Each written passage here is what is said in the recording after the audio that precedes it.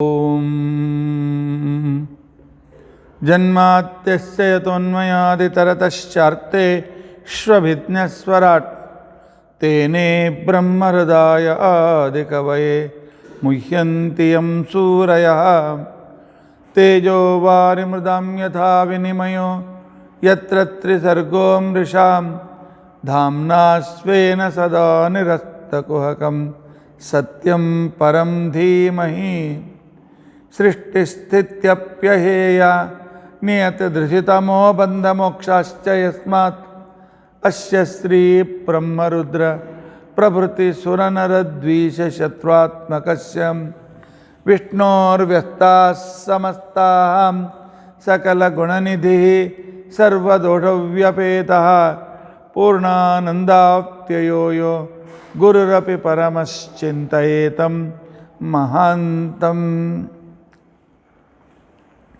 ಧರ್ಮಪ್ರೋಜ್झितकैतवोऽत्र ಪರಮಃ ನಿರ್ಮತ್ಸರಾಣಾಂ ಸತಾಂ ವೇದ್ಯಂ ವಾಸ್ತವಮತ್ರ ವಸ್ತು ಶಿವದಂ ತಾಪತ್ರಯೋನ್ಮೂಲನಂ ಶ್ರೀಮದ್ಭಾಗವತೆ ಮಹಾಮುನಿಕೃತೆ ಕಿಂ ವಾ ಪರೈಃ ಈಶ್ವರಃ ಸತ್ಯೋ ಹೃತ್ಯವರುಧ್ಯತೆತ್ರ ಕೃತಿಭಿಃ ಶುಶ್ರೂಷುಭಿಸ್ತಕ್ಷಣಾತ್ ನಿಗಮಕಲ್ಪತರೋರ್ಗಲಿತಂ ಫಲಂ ಶುಕಮುಖಾದಮೃತದ್ರವಸಂಯುತಂ ಪಿಬತ ಭಾಗವತಂ ರಸಂ ಆಲಯಂ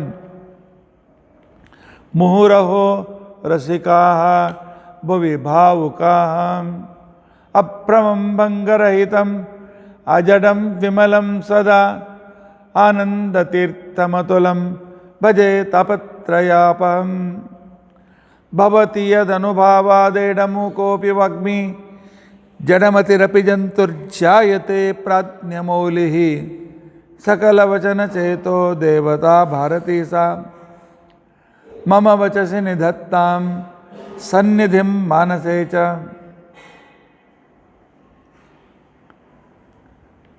ಅಸ್ಮದ್ಗುರುಸಮಾರಂಭಾಂ ಟೀಕಾಕೃತ್ಪಾದಮಧ್ಯಗಾಂ ಶ್ರೀಮದಾಚಾರ್ಯಪರ್ಯಂತಾಂ ವಂದೇ ಗುರುಪರಂಪರಾಂ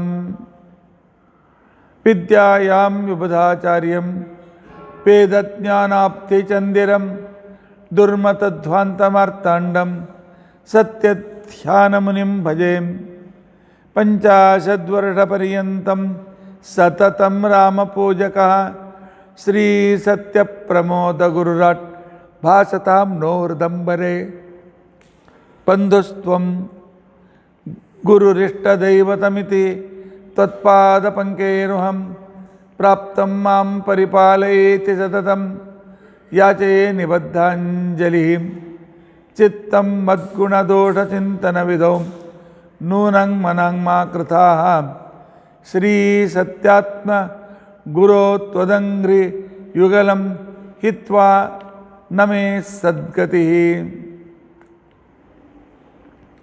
ಯೈರಹಂ ಶುಕವತ್ ಸಮ್ಯಕ್ ಶಿಕ್ಷಿತೋಸ್ಮಿ ಕೃಪಾಲುಭಿಃ ತಾನ್ ವಂದೇ ಧೇನುಪಾಚಾರ್ಯಾನ್ ತತ್ವಜ್ಞಾನಾರ್ಥಸಿದ್ಧಯೇ ಶ್ರೀ ಗುರುಭ್ಯೋ ನಮಃ ಹರಿ ಓಂ ಹರಿ ಓಂ ಹರಿ ಓಂ ಸ್ವಸ್ತಿಸ್ತು ಅಚೇಡ ಸನ್ಮಂಗಲಾನಿ ಸಂತು ಶ್ಲೋಕೈಕಶ್ರವಣಪಠನಮಾತ್ರೇಣ ಮುಕ್ತಸ್ತೆ ಶ್ರೋತॄಣಾಂ ನಿಖಿಲ ಕಲಿಕೃತ ಕಲ್ಮಷಾಪನೋದನ ಪುಡುತರೆ ಧರ್ಮಾದ್ಯ ಖಿಲ ಪುರುಷಾರ್ಥ ಸಾಧನೀಭೂತೆ ಅದ್ಯ ಶ್ರೀಮದ್ಭಾಗವತೆ ನವಮಸ್ಕಂದಾಂತರ ಕಥಾ ಪ್ರಾರಂಭೆ ಸತಿ ಕಿಂಚಿತ್ ಪುರಕಥಾನುವಾದಃ ಹರಿ ಓಂ ಹರಿ ಓಂ ಹರಿ ಓಂ.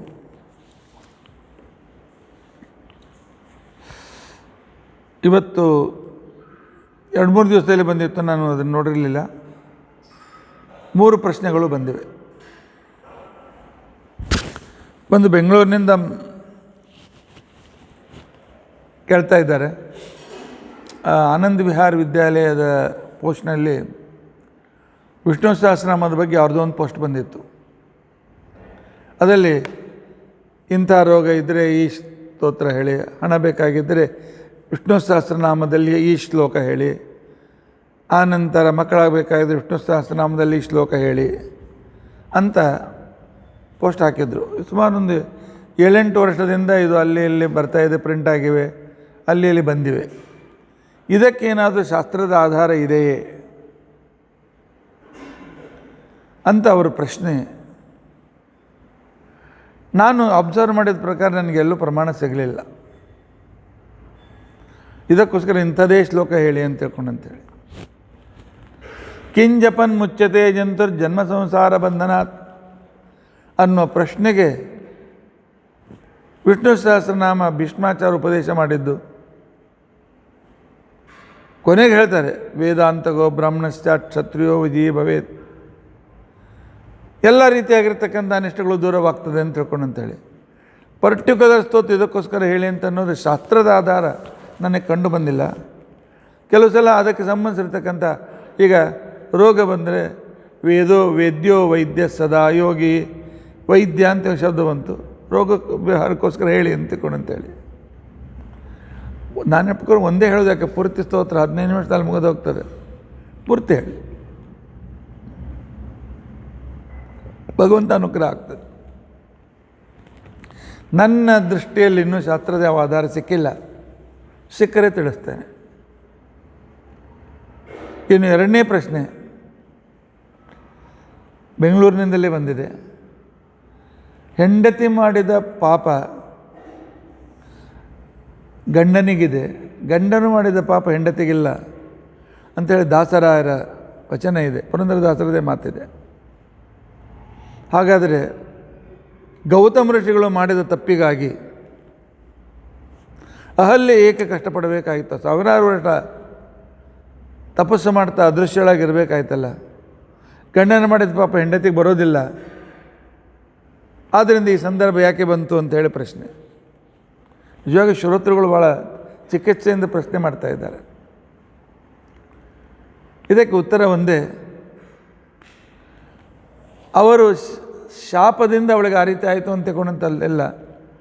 ಯಾಕೆ ತಪ್ಪಿಲ್ಲದ ತನ್ನ ಸಾಧ್ವಿಯಾದ ಹೆಂಡತಿಗೆ ಶಾಪ ಕೊಟ್ಟರೂ ಕೂಡ ಅವನ ಪುಣ್ಯ ಹ್ರಾಸವಾಗ್ತದೆ ಅಂತ ತಿಳ್ಕೊಂಡಂತೇಳಿ ಶಾಸ್ತ್ರದಲ್ಲಿ ಹೇಳಿದ್ದಾರೆ. ಆದ್ದರಿಂದಾಗಿ ಬಹುಶಃ ಅವರ ಶಾಪ ಇವಳಿಗೆ ವರವಾಯಿತು. ಅಷ್ಟು ದೀರ್ಘ ತಪಸ್ಸು ಮಾಡಿ ರಾಮನ ದರ್ಶನವನ್ನು ಪಡೆಯಲು. ನನಗನಿಸಿದ ಪ್ರಕಾರ ಶಿಕ್ಷೆಯಲ್ಲ, ಅವಳು ತಪಸ್ಸಿಗೆ ಕುಳಿತುಕೊಂಡದ್ದು ರಾಮ ದರ್ಶನಿಗೋಸ್ಕರ, ಶ್ರೀರಾಮಚಂದ್ರನ ಸಾಕ್ಷಾತ್ ದರ್ಶನ ಆಗಲಿ ಅಂತೇಳಿ ಮಾಡಿದ ತಪಸ್ಸು. ಆ ತಪಸ್ಸಿಗೆ ಪರಮಾತ್ಮ ತನ್ನ ದರ್ಶನ ಕೊಟ್ಟು ಉದ್ಧಾರ ಮಾಡಿದ್ದಾನೆ. ಆದ್ದರಿಂದ ಈಗ ಭರದ್ವಾಜರ ತಪ್ಪಿನಿಂದಾಗಿ ಅಹಲ್ಯೆ ದುಃಖ ಅನುಭವಿಸಿದಳು ಅಂತಿಕೊಂಡಂತ ಅನ್ನೋದಕ್ಕಿಂತಲೂ ಅವರು ತಮ್ಮ ಪುಣ್ಯವನ್ನು ಕಡಿಮೆ ಮಾಡಿಕೊಂಡು ಮತ್ತೆ ಪುನಃ ತಪಸ್ಸಿಗೆ ಹೊರಟೋದ್ರು ತಾವು ಪುಣ್ಯ ಗಳಿಸೋದಕ್ಕೋಸ್ಕರ. ಇಲ್ಲಿ ಇವಳು ಮಾತ್ರ ಆ ಶಾಪವನ್ನು ಭಗವದ್ ದರ್ಶನಕ್ಕೋಸ್ಕರ ಉಪಯೋಗಿಸಿಕೊಂಡಿದ್ದಾಳೆ. ಆದ್ದರಿಂದಾಗಿ ಈ ರೀತಿಯಾಗಿ ಅರ್ಥವನ್ನು ಮಾಡಬೇಕು. ಇನ್ನು ನ್ಯೂ ಬಾಂಬೆಯಿಂದ ಒಂದು ಪ್ರಶ್ನೆ ಬಂದಿದೆ. ದೀರ್ಘ ತಮಸ್ಸು ಮತ್ತು ಪ್ರದ್ವೇಷೆಯ ಸಂದರ್ಭದಲ್ಲಿ ಹೆಣ್ಣು ಮಗಳಿಗೆ ಒಂದೇ ಸಲ ಲಗ್ನ, 2 ಸಲ ಇಲ್ಲ, ಮತ್ತೆ ಪುನಃ ಮಾಡಲಿಕ್ಕೆ ಬರೋದಿಲ್ಲ ಅಂತ ತಿಳ್ಕೊಂಡಂತೇಳಿ ಹೇಳಿದ್ದೀರಿ. ಆದರೆ ತಾತ್ಪರ್ಯದಲ್ಲಿ ವೇದವ್ಯಾಸ ದೇವರನ್ನು ಪಡೆದ ಪರಾಶರರು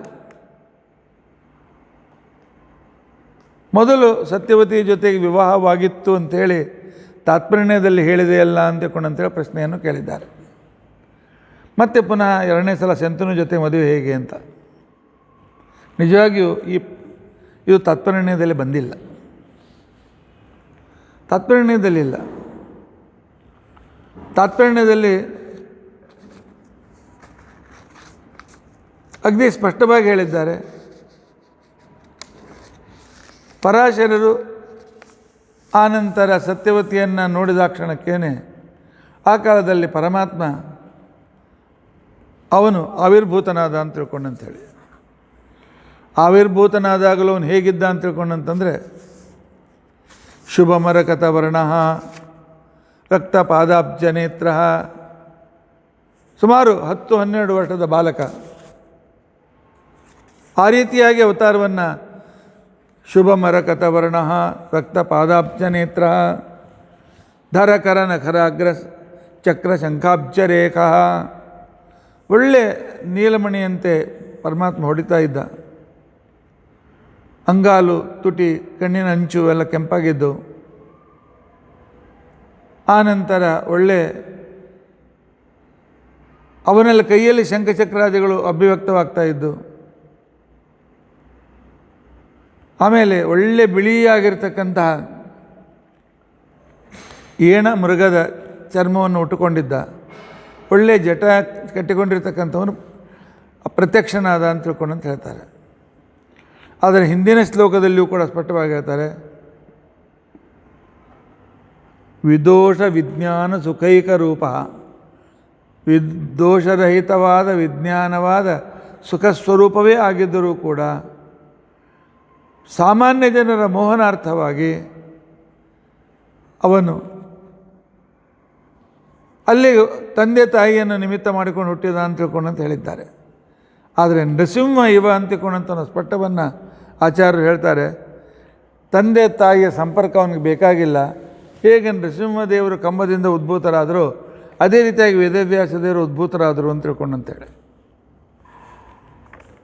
ಇನ್ನು ತತ್ವನಿರ್ಣಯದಲ್ಲಿ ಪ್ರೀತಿಯಾಗಿ ಬರಲಿಲ್ಲ.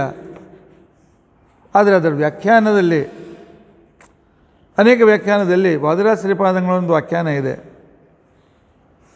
ವಾದಿರಾಜ ಶ್ರೀಪಾದಂಗಳವರು ತಮ್ಮ ವ್ಯಾಖ್ಯಾನದಲ್ಲಿ ಇಲ್ಲ ವೇದವ್ಯಾಸ ದೇವರನ್ನು ಕಾನೀನ ಅಂತ ಅನ್ನೋ ಅವಶ್ಯಕತೆ ಇಲ್ಲ. ಯಾಕೆಂತಂದರೆ ಬ್ರಹ್ಮ ಸದಸ್ಯನಲ್ಲಿ ಅವರಿಬ್ಬರದು ಮದುವೆಯಾಗಿತ್ತು ಅಂತ ಮಹಾಭಾರತದಲ್ಲಿ ಉಲ್ಲೇಖ ಬರ್ತದೆ, ಆದಿಪರ್ವದಲ್ಲಿ ಅಂತ. ಹೌದು, ಉಲ್ಲೇಖ ಬರ್ತದೆ. ಆದರೆ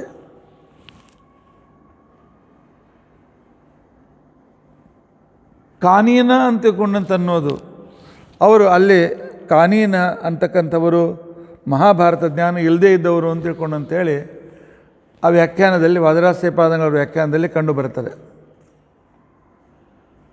ಆದರೆ ಈ ವ್ಯಾಖ್ಯಾನದ ವಿಷಯದಲ್ಲಿ ಈ ಭಾಗ ಪ್ರಕ್ಷಿಪ್ತ ಇರಬಹುದು ಅಂತ ತಿಳ್ಕೊಂಡಂತ ಅನ್ನೋದು ಅನೇಕ ಜನರ ಅಭಿಪ್ರಾಯವಿದೆ. ಯಾಕೆಂದರೆ ಮುಂದೆ ಲಕ್ಷಾಲಂಕಾರದಲ್ಲಿ ಈ ಭಾಗದ ಶ್ಲೋಕವನ್ನು ವಾದಿರಾಜರು ಹಿಡಿಯೋದಿಲ್ಲ. ಅಷ್ಟೇ ಇಲ್ಲ, ಆಚಾರ್ಯರು ತವಾಸ್ಮ್ಯಹಂ ಭವಿತಾಗ್ರಜೋಪಿ ಪ್ರಾದುರ್ಭವೋವಾಶು ವಿಶುದ್ಧ ಚಿದ್ಘನಃ.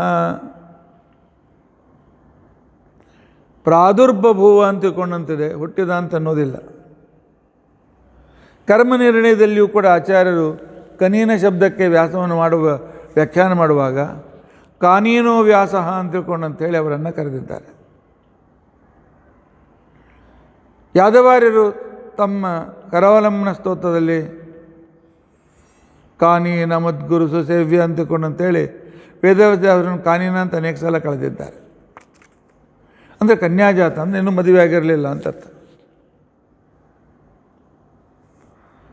ಸ್ವತಃ ಮಹಾಭಾರತ ಆದಿಪರ್ವದಲ್ಲಿ ತಸ್ಯಾಂ ಪೂರ್ವಂ ಕಾನೀನೋ ಗರ್ಭ ಪರಾಶರಾತ್ ದ್ವೈಪಾಯನೋ ಭವತ್ ಅಂತಕೊಂಡಂತೇಳಿ ಆದಿಪರ್ವದ 95ನೇ ಅಧ್ಯಾಯದ 49ನೇ ಶ್ಲೋಕದಲ್ಲಿ ಕಾನೀನ ಅಂತ ಅನ್ನೋದು ಸ್ಪಷ್ಟವಾಗಿ ಬಂದಿದೆ.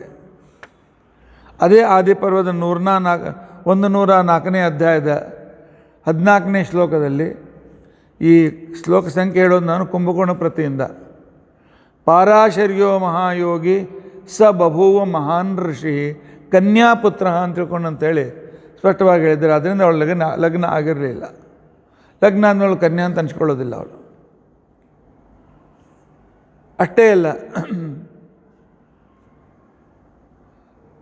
ಮಹಾಭಾರತ ವನಪರ್ವದಲ್ಲಿ 278ನೇ ಅಧ್ಯಾಯದ 25ನೇ ಶ್ಲೋಕದಲ್ಲಿ ಸ್ಪಷ್ಟವಾಗಿ ಹೇಳಿದೆ, ಸಕೃತ್ ಕನ್ಯಾ ಪ್ರದೀಯತೆ. ಒಂದೇ ಸಲ ಹೆಣ್ಮಗಳಿಗೆ ಮದುವೆ ಕನ್ಯಾದಾನ, ಆ ನಂತರ 2ನೇ ಸಲ ಆ ಬೇರೆ ಜೊತೆ ಕನ್ಯಾದಾನ ಇರೋದಿಲ್ಲ ಅಂತ ಸ್ಪಷ್ಟ ಮಾತನ್ನು ಹೇಳಿದ್ದಾರೆ. ಮಹಾಭಾರತ 63ನೇ ಅಧ್ಯಾಯದ 84ನೇ ಶ್ಲೋಕದಲ್ಲಿ ಪಾರಾಶರನ್ನು ನೋಡಿದರೂ ಇಮಿಡಿಯೇಟ್ಲಿ ಆ ಕಾಲದಲ್ಲಿ ವೇದವ್ಯಾಸದೇವರ ಅವತಾರವಾಯಿತು. ಪಾರಾಶರ್ಯೇಣ ಸಂಯುಕ್ತ, ಪಾರಾಶರದ ಜೊತೆಯಲ್ಲಿ ಸತ್ಯವತಿ ಯಾವಾಗ ಸಂಯೋಗವನ್ನು ಹೊಂದಿದಳು, ಸಂಯೋಗ ಅಂತ ತಿಳ್ಕೊಂಡಂಥ ದೃಷ್ಟಿಯಿಂದಲೂ ಸಂಯೋಗವಾಗ್ಬೋದು, ಸ್ಪರ್ಶದಿಂದಲೂ ಸಂಯೋಗವಾಗ್ಬೋದು. ನಿನ್ನ ಅಷ್ಟವಿಧವಾಗಿರ್ತಕ್ಕಂಥ ಮೈಥುನದಲ್ಲಿ ಯಾವುದಾದ್ರೊಂದು ದೃಷ್ಟಿ ಸಂಭಾಷಣೆಯೂ ಕೂಡ ಅದು ಸಂಯೋಗ ಅಂತ ಅನಿಸ್ಕೊಳ್ತದೆ.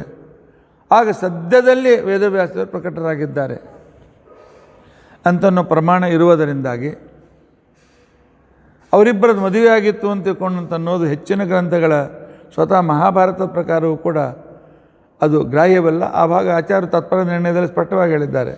ಮಹಾಭಾರತದಲ್ಲಿ ಎಷ್ಟೋ ಪ್ರಕ್ಷಿಪ್ತ ಭಾಗಗಳು ಬಂದಿವೆ ಅಂತ ತಿಳ್ಕೊಂಡಂತೇಳಿ ಈ ರೀತಿಯಾಗಿ ಪ್ರಕ್ಷಿಪ್ತ ಬಂದಿರಬಹುದು. ಅಷ್ಟೇ ಅಲ್ಲ, ವಾದರಾಜರ ಪ್ರಿಂಟಾದ ವ್ಯಾಖ್ಯಾನ ಭಾಳ ಮೊದಲು ಅದೇನು ಪ್ರಿಂಟಾಗಿತ್ತು ಉಡುಪಿಯಿಂದ, ಅದರಲ್ಲಿ ಕೆಲವು ಭಾಗ ಪ್ರಕ್ಷಿಪ್ತಗಳು ಬಹಳ ಇವೆ, ಪ್ರಿಂಟ್ ಮಿಸ್ಟೇಕ್ ಬಹಳ ಇವೆ ಅಂತ ತಿಳ್ಕೊಂಡಂತ ಅನ್ನೋದು ಅಲ್ಲಿ ಉಡುಪಿಯ ಹಿರಿಯರ ವಿದ್ವಾಂಸರ ಅಭಿಪ್ರಾಯವೂ ಕೂಡ ಅದೇ ರೀತಿಯಾಗಿ ಇವತ್ತಿಗೂ ಇದೆ. ಆದ್ದರಿಂದಾಗಿ ಅವರಿಬ್ಬರ ಮದುವೆ ಆಗಿರಲಿಲ್ಲ. ಇಷ್ಟು ನೆನಪೇ ಇಟ್ಕೊಳ್ಬೇಕು. ಇನ್ನು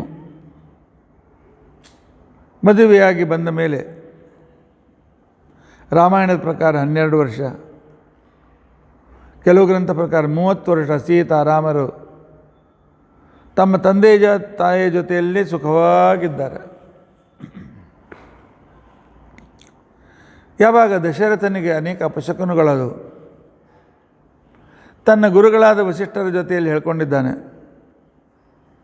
ವಸಿಷ್ಠರು ಹೇಳ್ತಾರೆ, ಈ ಶಕುನಗಳು ಅಷ್ಟು ಒಳ್ಳೆಯದಿಲ್ಲ, ನಿನ್ನ ದೇಹಕ್ಕೆ ಗಂಡಾಂತರ ಬಂದರೂ ಬಂದೀತು ಅಂದ ಮೇಲೆ ಹಾಗಾದರೆ ನಾನು ಆ ಗಂಡಾಂತರ ಬರೋದ್ರೊಳಗಾಗಿ ನಾನೇ ನನ್ನ ಮಗನಿಗೆ ಯುವರಾಜ ಪಟ್ಟಾಭಿಷೇಕ ಯಾಕೆ ಮಾಡಬಾರ್ದು ಅಂತ ನಿಶ್ಚಯಿಸಿ ಅದನ್ನು 2 ದಿವಸದ ನಂತರವೇ ಮುಹೂರ್ತ ಇದ್ದುದರಿಂದಾಗಿ ಅದನ್ನು ಅವನು ತಿಳಿಸಿದ್ದಾನೆ. ತನಗೆ ಅತ್ಯಂತ ಪ್ರಿಯಳಾಗಿರ್ತಕ್ಕಂಥ ಪತ್ನಿ ಕೈಕೇಯಿ ತಾನಾಗಿ ಅವಳಿಗೆ ಹೋಗಿ ಹೇಳಬೇಕು ಅಂತ ತಿಳ್ಕೊಂಡಂತೇಳಿ ಇಟ್ಟುಕೊಂಡದ್ದರಿಂದಾಗಿ ಇನ್ನೂ ಅವಳ ಹತ್ರ ಬಂದಿರಲಿಲ್ಲ. ಆದರೆ ಈ ಸುದ್ದಿ ಕೌಸಲ್ಯಗೆ ತಿಳಿಯಿತು. ಆನಂತರ ಊರಿನಲ್ಲೆಲ್ಲ ಉತ್ಸವ ಪ್ರಾರಂಭ ಆಯಿತು. ಎಲ್ಲರೂ ಸಂತೋಷಗೊಂಡರು. ಆ ಒಂದು ದಿವಸದ ಗಡಿಬಿಡಿಯಲ್ಲಿ ದಶರಥನಿಗೆ ಕೈಕೇಯಿ ಮನೆಗೆ ಬರಲಿಕ್ಕಾಗಲಿಲ್ಲ.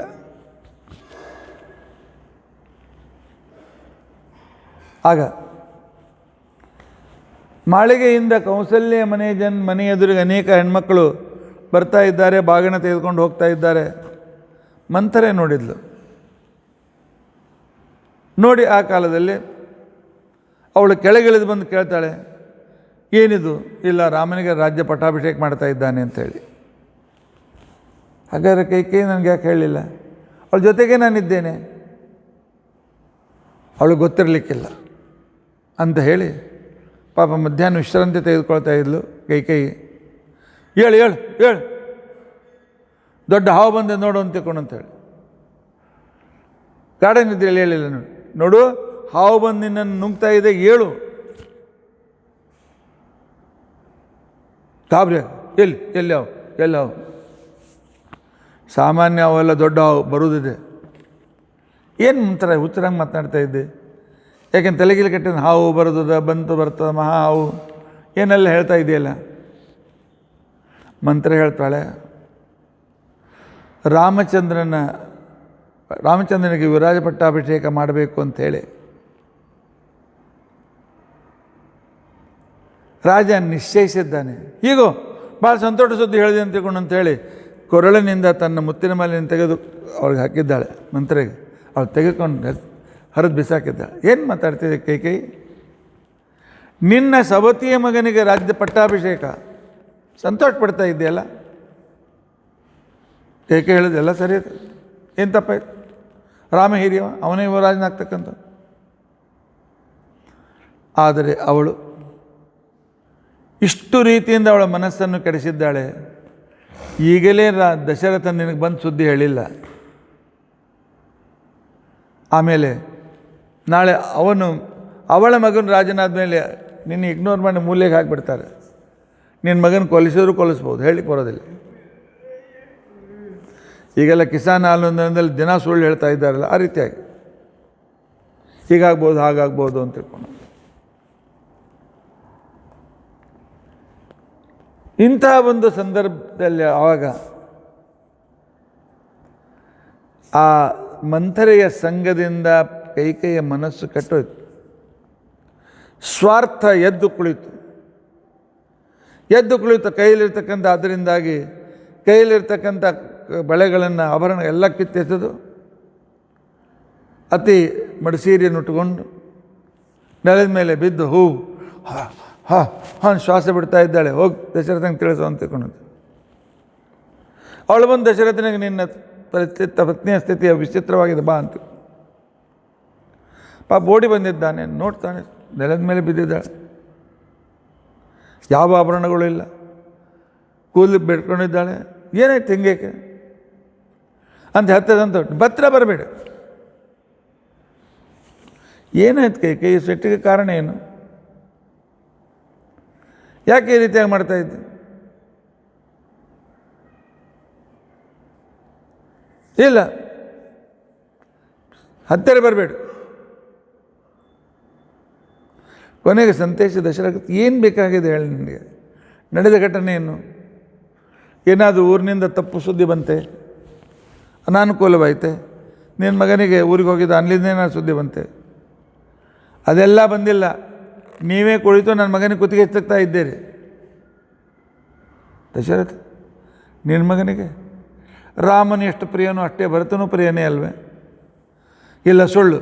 ಹೇಗೆ? ನನ್ನ ಮಗ ಊರಲ್ಲಿ ಇಲ್ಲದೆ ಇದ್ದಾಗ ನೀವು ಪಟ್ಟಾಭಿಷೇಕವನ್ನು ನಿರ್ಣಯ ಮಾಡಿದ್ದು ಹೇಗೆ? ಅದಕ್ಕೆ ಹೇಳಿದೆ, ಇಂತಿಂಥ ಅಪಶಕುನಗಳು ಕಂಡು ಬಂದು ಕುಲಗುರು ಅದೇ ರೀತಿಯಾಗಿ ಹೇಳಿದರು. ವ್ಯವಸ್ಥೆ ಮಾಡಿ ನಾನೇ ಬಂದು ನಿನಗೆ ಹೇಳಬೇಕು ಅಂತಿದ್ದೆ. ಅದೆಲ್ಲ ಆಗೋದಿಲ್ಲ. ನನಗೆ ಬೇಕಾಗಿದೆ. ಏನು ಬೇಕಾಗಿದೆ ಹೇಳಿ ಮಾರಾಯ್ತಿ? ಹಿಂದಕ್ಕೆ ದೇವಾಸುರ ಸಂಗ್ರಾಮದಲ್ಲಿ ನೀವು ಮೂರ್ಛಿತರಾದಾಗ ನಿಮ್ಮ ಪ್ರಾಣವನ್ನು ಉಳಿಸಿದವಳು ನಾನು. ಆಗ ನೀವು ನನಗೆ 2 ವರ ಕೇಳಿದ್ರಿ. 2 ವರ ಕೇಳು ಅಂತ ಹೇಳಿದ್ರಿ. ಈಗ ಸದ್ಯಕ್ಕೆ ಇದೆ, ಯಾವಾಗ ಬೇಕು ಕೇಳ್ತೇನೆ ಅಂತ ಅಂದಿದ್ದೆ. ಈಗ 2 ವರ ಬೇಕು. ಕೈ ಎದ್ದು ಕೂತ್ಕೋ. ತಾನು ಕೂಡ ನೆಲ ಮೇಲೆ ಕೂತ್ಕೊಂಡ, ಎಬ್ಬಿಸಿ ಕುಡಿಸಿದ, ಅವಳನ್ನು ಸಮಾಧಾನ ಮಾಡಲಿಕ್ಕೆ ಮುದ್ದು ಮಾಡಿದ. ಕೈ ಇಷ್ಟಕ್ಕೋಸ್ಕರ ಇಷ್ಟೆಲ್ಲ ನಾಟಕ ಯಾಕೆ?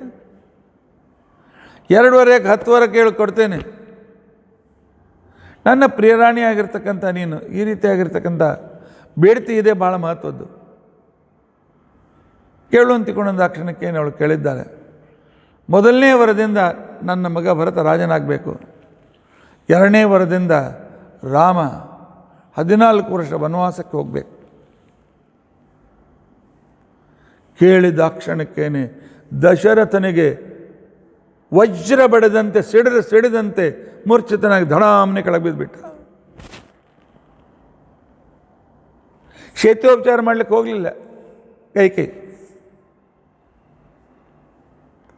ಆ ನಂತರ ಸಾವಕಾಶವಾಗದ ನಂತರ ಕೈ ಯಾಕೆ ಈ ರೀತಿಯಾಗಿ ಕೇಳ್ತಿ? ರಾಮನ ನನ್ನಿಂದ ಯಾಕೆ ದೂರ ಮಾಡ್ತಾ ಇದ್ದೆ? ನಿನ್ನ ಮಗನಿಗೆ ರಾಜ್ಯ ಕೊಡ್ತೇನೆ, ಅದು ರಾಮನ ಕಳಿಸೋದು ಬೇಡ. ನಾನು ವರ ಕೊಡ್ತೀರೋ ಇಲ್ಲ ಹೇಳಿ. ಅನೇಕ ಉದಾಹರಣೆ ಹೇಳ್ದ, ಸಮಾಧಾನ ಮಾಡಿದ. ರಾಮ ಎಷ್ಟು ಒಳ್ಳೆಯವನಿದ್ದಾನೆ ಗೊತ್ತಿದೆ, ನೀನು ಅಷ್ಟೇ ಪ್ರೀತಿ ಮಾಡ್ತಾ ಇದ್ದಿ. ಎಷ್ಟೋ ಸಂದರ್ಭದಲ್ಲಿ ಕೌಸಲ್ಯಗಿಂತ ಹೆಚ್ಚು ಪ್ರೀತಿಯನ್ನು ನನ್ನ ರಾಮಚಂದ್ರನ ಮೇಲೆ ಮಾಡ್ತಾ ಇದ್ದೆ. ಏನೇ ಮಾಡಿದರೂ ಮೊದಲು ರಾಮನಿಗೆ ಕೊಟ್ಟ ಆಮೇಲೆ ಭರತಕ್ಕೆ ಕೊಡ್ತಿದ್ದೆ. ಇವತ್ತು ಯಾಕೆ ಈ ರೀತಿಯಾಗಿ ಆಗಿದೆ? ಅದೆಲ್ಲ ಕೇಳ್ಕೋಗ್ಬೇಡಿ, ವನಕ್ಕೆ ಹೋಗ್ಬೇಕು. ಸಮಾಧಾನ ಮಾಡಿದ, ತಿಳಿಸಿ ಹೇಳ್ದ, ಸ್ವಲ್ಪ ಸಿಟ್ಟು ಮಾಡಿ ಹೇಳ್ದ, ಏನು ಉಪಯೋಗ ಬೀಳಲಿಲ್ಲ. ಯಾವುದೇ ರೀತಿ ಕೊನೆಗೆ ಅವಳ ಕಾಲಿಗೆ ಬಿದ್ದಿದ್ದನಮ್ಮ, ನಿನ್ನ ಕಾಲಿಗೆ ನಮಸ್ಕಾರ ಮಾಡ್ತೀನಿ ಮಾರಾಯ್ತಿ. ಜೀವನದಲ್ಲಿ ಗಂಡ ನಿನ್ನ ಕಾಲು ಹಿಡಿತೇನೆ ಸುಮ್ಮನಿರುವಂತೆ ಅನಿಸ್ಕೊಳ್ತಕ್ಕಂಥ ಪರಿಸ್ಥಿತಿ ಯಾವ ಹೆಂಡತಿ ತರಬಾರ್ದು. ನಾನು ಕಂಡಿದ್ದೇನೆ, ಕೆಲವರು ತರ್ತಾರೆ. ಹಠ ಹಠ ಹಠ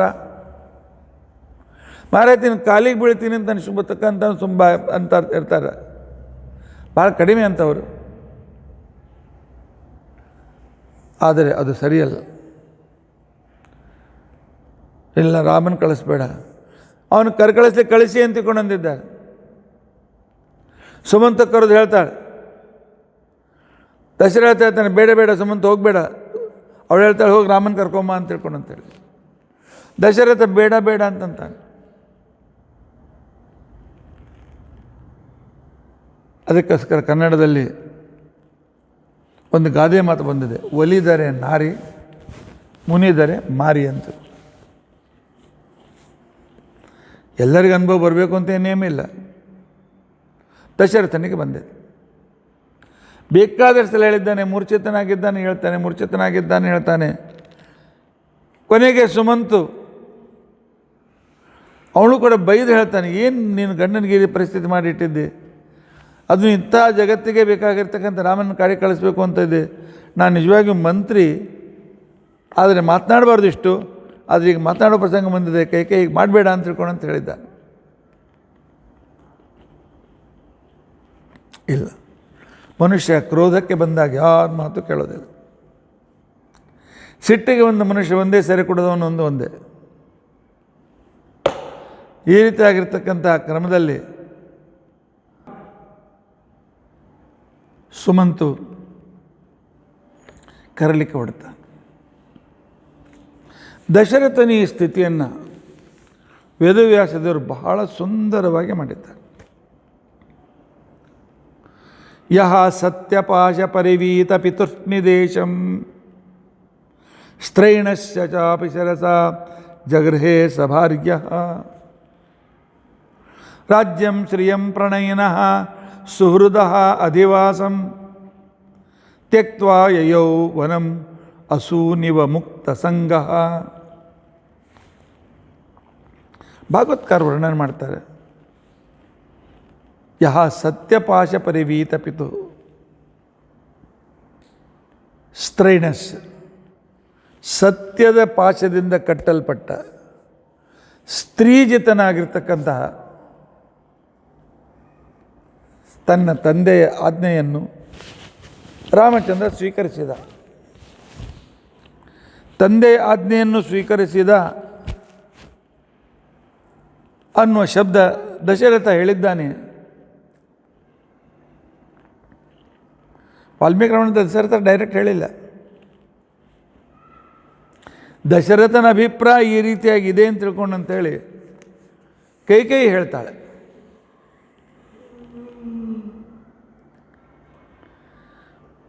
ರಾಮ ಬಂದ, ರಾಮ ಅಪ್ಪ ಬಂದೀನಿ ಅಂತಂದ ತಕ್ಷಣ ಮೂರ್ಛಿತನದ. ಸ್ವಲ್ಪ ಎಚ್ಚರಾಗಿ, ರಾಮ ಬೇರೆ ಎದುರಿಗೆ ಬರಬೇಡ, ದೂರ ಮಾತಾಡಬೇಡ ಅಂತಂತಾನೆ, ಮತ್ತೆ ಮೂರ್ಛಿತನಾಗ್ತಾನೆ. ರಾಮ ಬೇಡ ಹೋಗು ಮತ್ತೆ ಮೂರ್ಛಿತನಾಗ್ತಾನೆ. ರಾಮ ಅಂತಾನೆ, ಅಲ್ಲ ಏಕೆ ಈ ರೀತಿಯಾಗಿದೆ ನಮ್ಮ ತಂದೆಯ ಅವಸ್ಥೆ, ಏನಾದರೂ ಅಪ್ರಿಯ ಘಟನೆ ನಡೆದಿದೆ ಅಥವಾ ಮತ್ತೆ ಎಲ್ಲಿಂದಾದರೂ ಏನಾದರೂ ಕೆಟ್ಟ ಸುದ್ದಿ ಬಂದಿದೆ, ಯಾಕೆ ನಮ್ಮ ತಂದೆ ಇಷ್ಟು ನಿನ್ನೆ ಸಾಯಂಕಾಲದೊಳಗಾಗಿಂದ ಇಲ್ಲಿಯವರೆಗೂ ಪೂರ್ತಿ ಸ್ವರ್ಗ ಹೋಗಿಬಿಟ್ಟಿದ್ದಾನೆ. 60-70 ವರ್ಷ ಆಗಿದ್ದರೂ ಸಹಿತ 90,000 ವರ್ಷ ಇರಬೇಕೀಗ.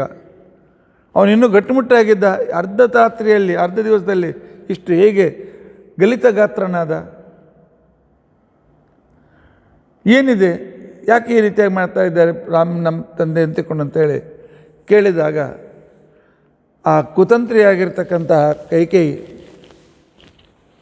ಆ ಕಾಲಕ್ಕೆ ಹೇಳ್ತಾಳೆ, ಕಿಂಚಿನ್ ಮನೋಗತಂತ್ವಸ್ಯ ಯದ್ಭಯಾನ್ ನಾನು ಭಾಷತೆ ತದವಶ್ಯಂ ತ್ವಯಾ ಕಾರ್ಯಂ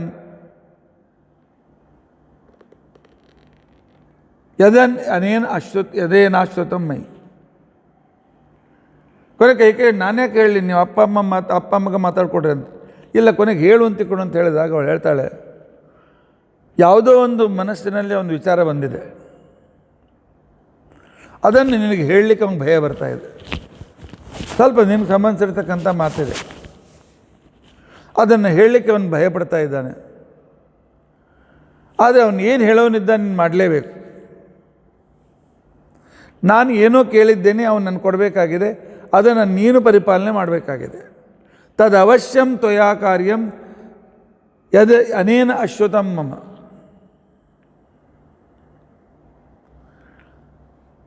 ನಿನ್ನ ಅಪ್ಪ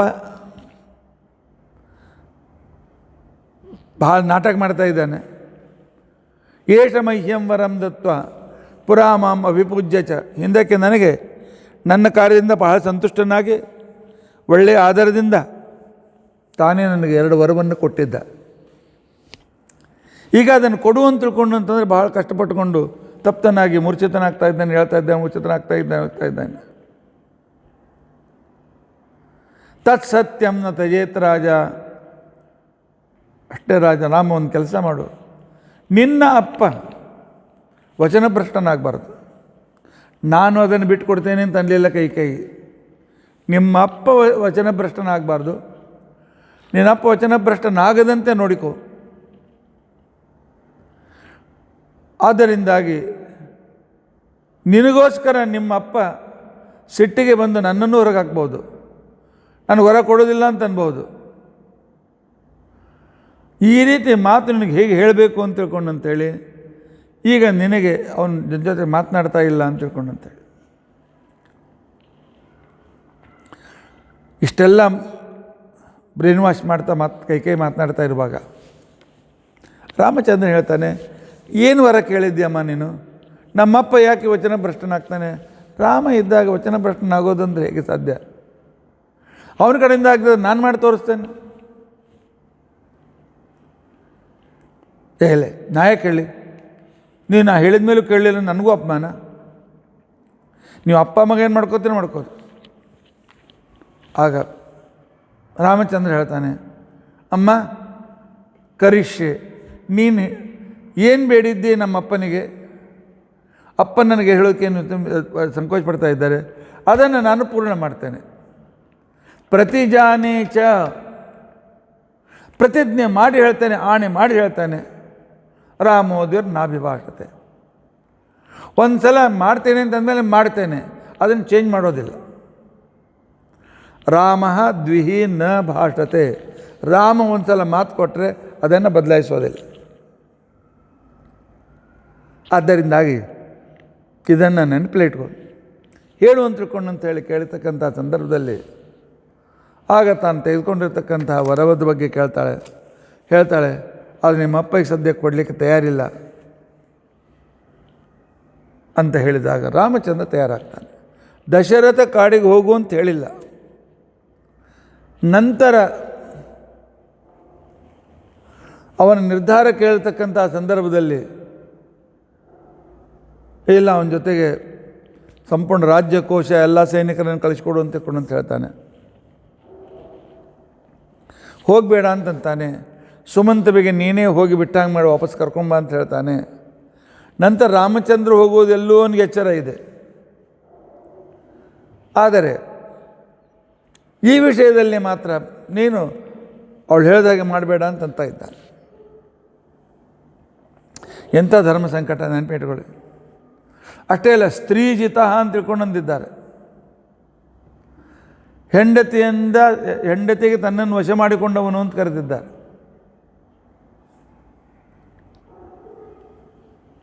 ಇಂಥ ಪರಿಸ್ಥಿತಿ ಭಾಳ ಕಡೆಗೆ ಇರ್ತದೆ.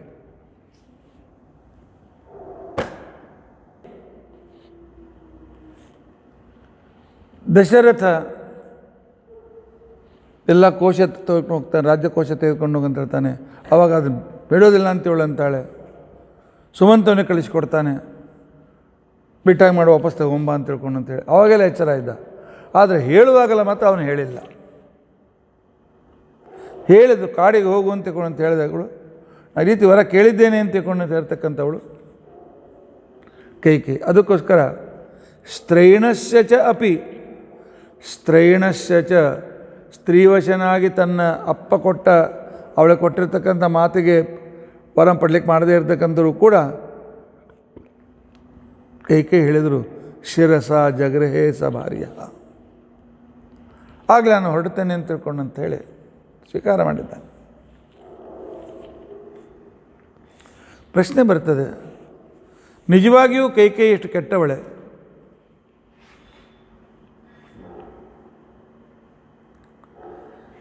ಇಷ್ಟು ಅಯೋಗ್ಯಳೆ? ಇಷ್ಟು ದಿವಸ ರಾಮನ ಮೇಲೆ ಮಾಡಿದ ಪ್ರೀತಿಯ ಹೋಯ್ತೆ ಅಂತನ್ನೋ ಪ್ರಶ್ನೆ ಬಂದಾಗ ಆ ಕಾಲಕ್ಕೆ ಹೇಳ್ತಾರೆ, ಅವಳು ಕೆಟ್ಟವಳಾಗಿರಲಿಲ್ಲ, ಕೆಟ್ಟವಳ ಸಂಗತಿಯಲ್ಲಿ ಬಿದ್ದಳು. ಮಂಥರೆಯ ವಿಷದ ಮಾತಿನಿಂದ ಮೋಹಿತಳಾಗಿ ತಪ್ಪು ದಾರಿಯನ್ನು ಹಿಡಿದಿದ್ದಾಳೆ ಕೈಕೇಯಿ. ಕೈಕೇಯಿ ಕೆಟ್ಟವಳಾಗಿದ್ದರೆ ಮುಂದೆ ರಾಮಚಂದ್ರನು ಹೇಳ್ತಾನೆ, ಬ್ರಹ್ಮದೇವರು ಹೇಳ್ತಾರೆ, ಭರತನಂಥ ಮಗನನ್ನು ಪಡೆದಿರ್ತಕ್ಕಂಥ ಇವಳು ಕೆಟ್ಟವಳಾಗಲಿಕ್ಕೆ ಸಾಧ್ಯವಿಲ್ಲ ಅಂತ. ಕೆಟ್ಟವಳಾಗಿದ್ದರೆ ಭರತನಂಥ ಮಗ ಹುಟ್ಟುತ್ತಿರಲಿಲ್ಲ.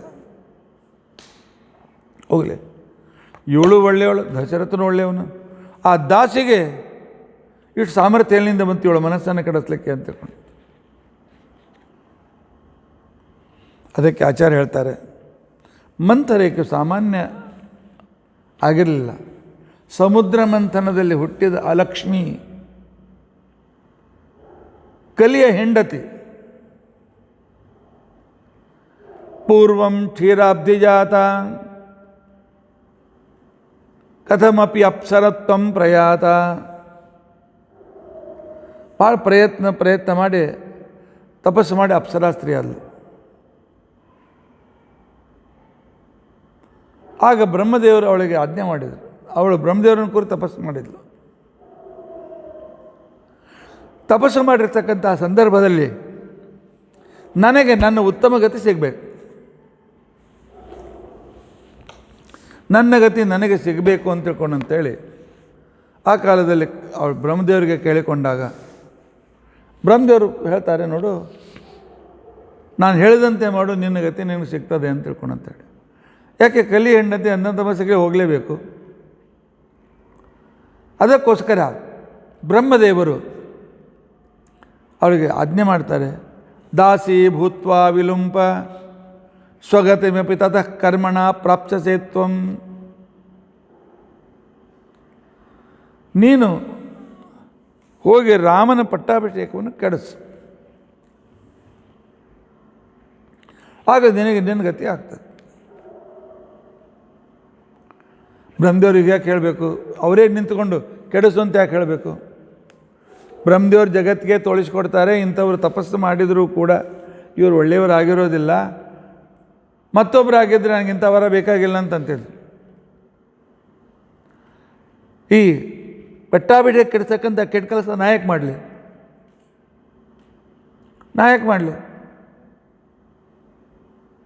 ಆದ್ದರಿಂದಾಗಿ ಅನ್ಬೇಕಾಗಿತ್ತು, ಅನ್ನಲಿಲ್ಲ. ಪಿತಾಮಹವಚ ಶ್ರುತ್ವ ಗಂಧರ್ವಿ ದುಂದುಬಿ ತತಃ. ಮಹಾಭಾರತ ವನಪರ್ವದಲ್ಲಿ ಕೂಡ ಬರ್ತದೆ, ಅವಳ ಹೆಸರು ದುಂದುಬಿ ಅಂತ ತಿಳ್ಕೊಂಡು ಅಂತೇಳಿ. ಗಂಧರ್ವಳು ಬ್ರಹ್ಮದೇವರ ಮಾತನ್ನು ಕೇಳಿ ಅವಳು ಮನುಷ್ಯ ಲೋಕದಲ್ಲಿ ಮಂಥರೆಯಾಗಿ ಹುಟ್ಟಿ ಅವಳು ಭಾಳ ಗಿಡ್ಡಿದ್ಲು. ಆನಂತರ ಬೆನ್ನು ನಿಂದೋಗಿತ್ತು, ನೋಡ್ಲಿಕ್ಕೂ ರೂಪ ಇದ್ಲು. ಆದರೂ ಅಲ್ಲಿ ಬ್ರಹ್ಮದೇವರ ಮಾತನ್ನು ನಡೆಸೋದಕ್ಕೋಸ್ಕರ ಹೋಗಿದ್ದಾರೆ ಅಂತ ತಿಳ್ಕೊಂಡಂತ ಅಲ್ಲಿ ಅವಳು ಹುಟ್ಟಿ ಬಂದು ಇವರ ಕೈಕೇಯಿ ಜೊತೆಗೆ ಇದ್ದಾಳೆ ಅಂತ ತಿಳ್ಕೊಂಡಂತ ವರ್ಣನೆ ಬರ್ತದೆ. ಅಂದರೆ ದುಷ್ಟರ ಸಂಗತಿ ಇದ್ದರೆ ಮನುಷ್ಯ ಒಳ್ಳೆಯ ಮನುಷ್ಯನು ಹೇಗೆ ಕೆಡ್ತಾನೆ ಅಂತ ತಿಳ್ಕೊಂಡಂತ ಇದು ನಿದರ್ಶನ. ಭಾಗವತ ಈ ಮಾತನ್ನು ಭಾಳ ಸಲ ಹೇಳ್ತದೆ. ಸಜ್ಜನರ ಸಂಘ ಮಾಡಿ ದುರ್ಜನರ ಸಂಘ ನಿಮ್ಮನ್ನು ಕೆಟ್ಟಿಸ್ಬಿಡ್ತದೆ.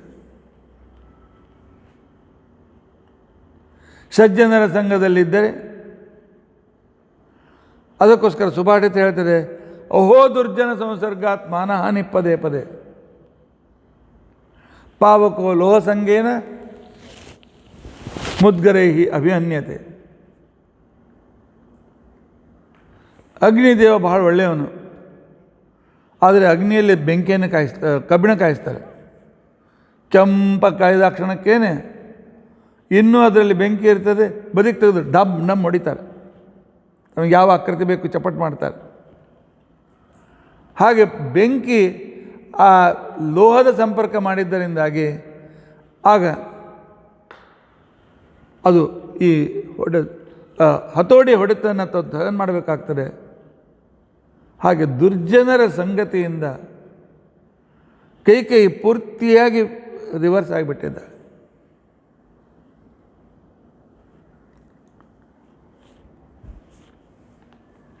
ತದ್ವಾಕ್ಯಾದಾಜಹಾರ ಕೈಕೇಯಿ ಸಾ ಪತಿಗವರ ಬಲಾತ್ ಆಜಹಾರೈವ ರಾಜ್ಯಂ. ತನ್ನ ಗಂಡನಿಂದ ವರನ್ನು ತೆಗೆದುಕೊಳ್ಳುವ ನೆವದಿಂದ ರಾಮಚಂದ್ರನ ರಾಜ್ಯವನ್ನು ಕಸಿದುಕೊಂಡಿದ್ದಾಳೆ. ರಾಮಸ್ತದ್ ಗೌರವೇಣ, ರಾಮ ಅವಳ ಮೇಲೆ ಗೌರವ ಕೊಡಬೇಕು ಅಂತ ತಿಳ್ಕೊಂಡು ಅಂತ ಹೇಳಿ. ಆದರೆ ಆಗ ಕೈಕೇಯಿಯಲ್ಲಿ ಅಸುರಳು ಕೂಡ ಸೇರಿಕೊಂಡಿದ್ಲು. ಅವಳ ಹೆಸರು ನಿಕೃತಿ ಅಂತ ತಿಳ್ಕೊಂಡು ಅಂತೇಳಿ ಅಂತ ಆಚಾರ ನಿರ್ಣಯದಲ್ಲಿ ಹೇಳ್ತಾರೆ, ನಿಕೃತ್ಯಾವೇಶ ಅಂತ ತಿಳ್ಕೊಂಡು ಅಂತ ಹೇಳಿ. ಇದನ್ನು ಮುಂದೆ ಆವಾಗ ರಾಮಚಂದ್ರ ಎಲ್ಲರನ್ನೂ ಕರೆದುಕೊಂಡು ಮೋಕ್ಷಕ್ಕೆ ಹೊರಟಿರ್ತಕ್ಕಂಥ ಸಂದರ್ಭದಲ್ಲಿ ಆಗ ಬ್ರಹ್ಮದೇವರು ನಮಸ್ಕಾರ ಮಾಡಿದ್ದಾರೆ. ನಮಸ್ಕಾರ ಮಾಡಿ ಬ್ರಹ್ಮದೇವರು ಕೇಳ್ತಾರೆ, ಎಲ್ಲಿ ನಮ್ಮ ತಾಯಂದರು ಅಂತ ತಿಳ್ಕೊಂಡು ಅಂತೇಳಿ. ಎಲ್ಲ ಗೊತ್ತಿತ್ತು, ಕೇಳ್ತಾರೆ ವ್ಯವಹಾರಕ್ಕೆ. ಬ್ರಹ್ಮದೇವರು ಹೇಳ್ತಾರೆ, ನಿಮ್ಗಿಂತ ಮೊದಲಿನ ಮುಂದೆ ವಿಮಾನ ಹೊರಟದಲ್ಲ, ಅವ್ರ ಮುಂದೆ ನಿಮ್ಗಿಂತ ಮೊದಲೇ ಕಳಿಸ್ಲಿಕ್ಕತ್ತೀನಿ. ಅದ್ರ ಸುಮಿತ್ರ ಕೌಸಲ್ಯ ಇದ್ದಾರೆ ಅಂತ ತಿಳ್ಕೊಂಡಂತ. ಕೈಕೇಯಿ ಇಲ್ಲ, ನನ್ನ ಕೈಕೇಯಿನೂ ಕೂಡ ಉದ್ಧಾರ ಮಾಡೋಕ್ಕೆ ಭರತನ ತಾಯಿಯಲ್ಲ. ಸೂತ್ವಾತು ಭರತಂ ನೈಷಾತ್ ಗಚ್ಚೇಯಂ ನೆರೆಯಾನಿತ. ಅವಳು ಮಾಡಿದ ಕೆಲಸ ಪ್ರಕಾರ ಅಂದಂತ ಮಚ್ಚಿ ಹೋಗಬೇಕು. ಆದರೆ ಕೈಕೇಯಿ ಅಂತ ಭರತನಂಥ ಮಗ ಇದ್ದದ್ರಿಂದಾಗಿ ಇಂಥವಳಿಗೆ ನರಕ ಶಾಸ್ತ್ರ ಕೊಡಲಿಕ್ಕೆ ಎಂದಿಗೂ ತಯಾರಾಗೋದಿಲ್ಲ. ಈಗ ಯಾಳ ಆವೇಶದಿಂದ ಕೆಟ್ಟ ಕೆಲಸ ಮಾಡಿದ್ಲಲ್ಲ, ನಿಕೃತಿರ್ ನಾಮ ಸಾಕ್ಷಿಪ್ತ. ಆ ನಿಕೃತಿ ಅಂತನ್ನೋ ರಾಕ್ಷಸಿಯನ್ನು ನಾನು ಅಂದಂತ ಮಚ್ಚಿಗೆ ಹಾಕಿದ್ದೇನೆ. ಇವಳು ಕೂಡ ಇನ್ನೊಂದು ವಿಮಾನದಿಂದ ಹಿಂದೆ ಬರ್ತಾಳೆ. ಸಂತಾನಿಕ ಲೋಕದಲ್ಲಿ ಅವಳಿಗೆ ವಾಸದ ವ್ಯವಸ್ಥೆಯನ್ನು ಮಾಡಿದ್ದೇನೆ ಅಂತ ಹೇಳ್ಕೊಂಡು ಅಂತೇಳಿ ಬ್ರಹ್ಮದೇವರು ಹೇಳ್ತಾರೆ. ಕ್ರಮ ಏನು ಅಂತ ತಿಳ್ಕೊಂಡು ಅಂತಂದರೆ,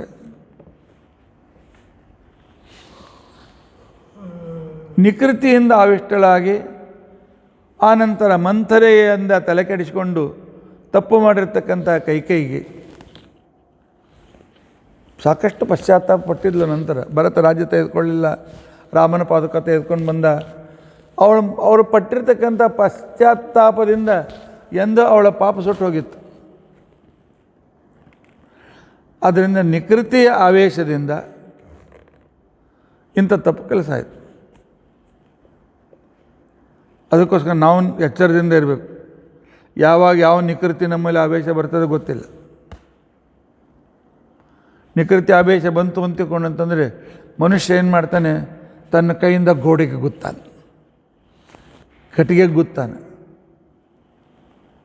ಆನಂತರ ಎಲೆಕ್ಟ್ರಿಕ್ ಬೋರ್ಡಿಗೆ ಗುತ್ತಾನೆ, ಕಿಟಕಿ ಕೈಗೆ ಗಾಯ ಮಾಡ್ಕೊಳ್ತಾನೆ. ಇದೆಯಲ್ಲ, ನಾನು ನೋಡಿದೆ. ನಮ್ಮ ಒಬ್ಬ ಸಂಬಂಧಿಕರಿದ್ದರು, ಸಿಟ್ಟು ಬಂತು ಒಂದು ಮಗನ ತೊಗೊಂಡು ಹಿಂಗೆ ಎಸೆತಿದ್ದ ಮಾರಾಯ.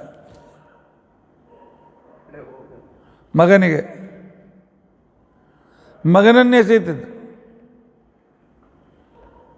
ಈಗ ನಂತರ ಭಾಳ ಸಾತ್ವಿಕ ವ್ಯಕ್ತಿ, ಸ್ವಲ್ಪ ದಿವಸ ಸಿಟ್ಟು ಭಾಳ ಇತ್ತು. ಅನೇಕ ಸಲ ಹೇಳಿ ನಂತರ ಮನೆಯಲ್ಲಿ ಪಾಠ ಪ್ರವಚನಗಳನ್ನೆಲ್ಲ ಅನೇಕ ಸಲ ಪ್ರವಚನ ಮಾಡಿಸಿದ್ದರಿಂದಾಗಿ ಆ ಇರ್ತಕ್ಕಂಥ ಸಾತ್ವಿಕದ ವ್ಯಕ್ತಿಯಾಗಿ ಒಳ್ಳೆಯ ಸಾಧನೆಯನ್ನು ಮಾಡ್ತಕ್ಕಂಥ ವ್ಯಕ್ತಿ ಮಾಡ್ತಾಯಿದ್ದ. ಆದರೆ ಮೊದಲು ಸಿಟ್ಟು ಭಾಳ. ಆದ್ದರಿಂದಾಗಿ ಮನುಷ್ಯನಿಗೆ ಸಿಟ್ಟು ಬಹಳ ಕೆಟ್ಟದ್ದು. ಸಿಟ್ಟು ಕೆಟ್ಟದ್ದು ಅಂತ ತಿಳ್ಕೊಂಡಂತಂದರೆ ಆ ವ್ಯಕ್ತಿ ಅವಳಿಗೆ ಏನು ಮಾಡ್ತಾನೆ ಅಂತ ಹೇಳಲಿಕ್ಕಾಗೋದಿಲ್ಲ. ಅದಕ್ಕೋಸ್ಕರ ಸಿಟ್ಟಿಗೆ ಸರ್ವತಾ ಮನುಷ್ಯ ಬರಬಾರದು. ಇದನ್ನು ನೆನಪಿಟ್ಕೊಳ್ಬೇಕು. ಅದಕ್ಕೆ ನಮ್ಮಲ್ಲಿ ಸಿಟ್ಟು ಬಂದಾಗ ಯಾವುದೋ ಅಸುರಾವೇಶ ಆಗಿದೆ ಅಂತ ತಿಳ್ಕೊಳ್ಬೇಕು. ಮೊನ್ನೆ ನಾನು ಹೇಳಿದ್ದೇನಲ್ಲ, ಯಾವಾಗ ನಮ್ಮಲ್ಲಿ ಅಸುರಾವೇಶ ಆಗ್ತದೆ ಅಂತ ತಿಳ್ಕೊಂಡು ಅಂತೇಳಿ ಆ ಲೀಸ್ಟ್ ನೆನಪಿಟ್ಕೊಳ್ಳಿ.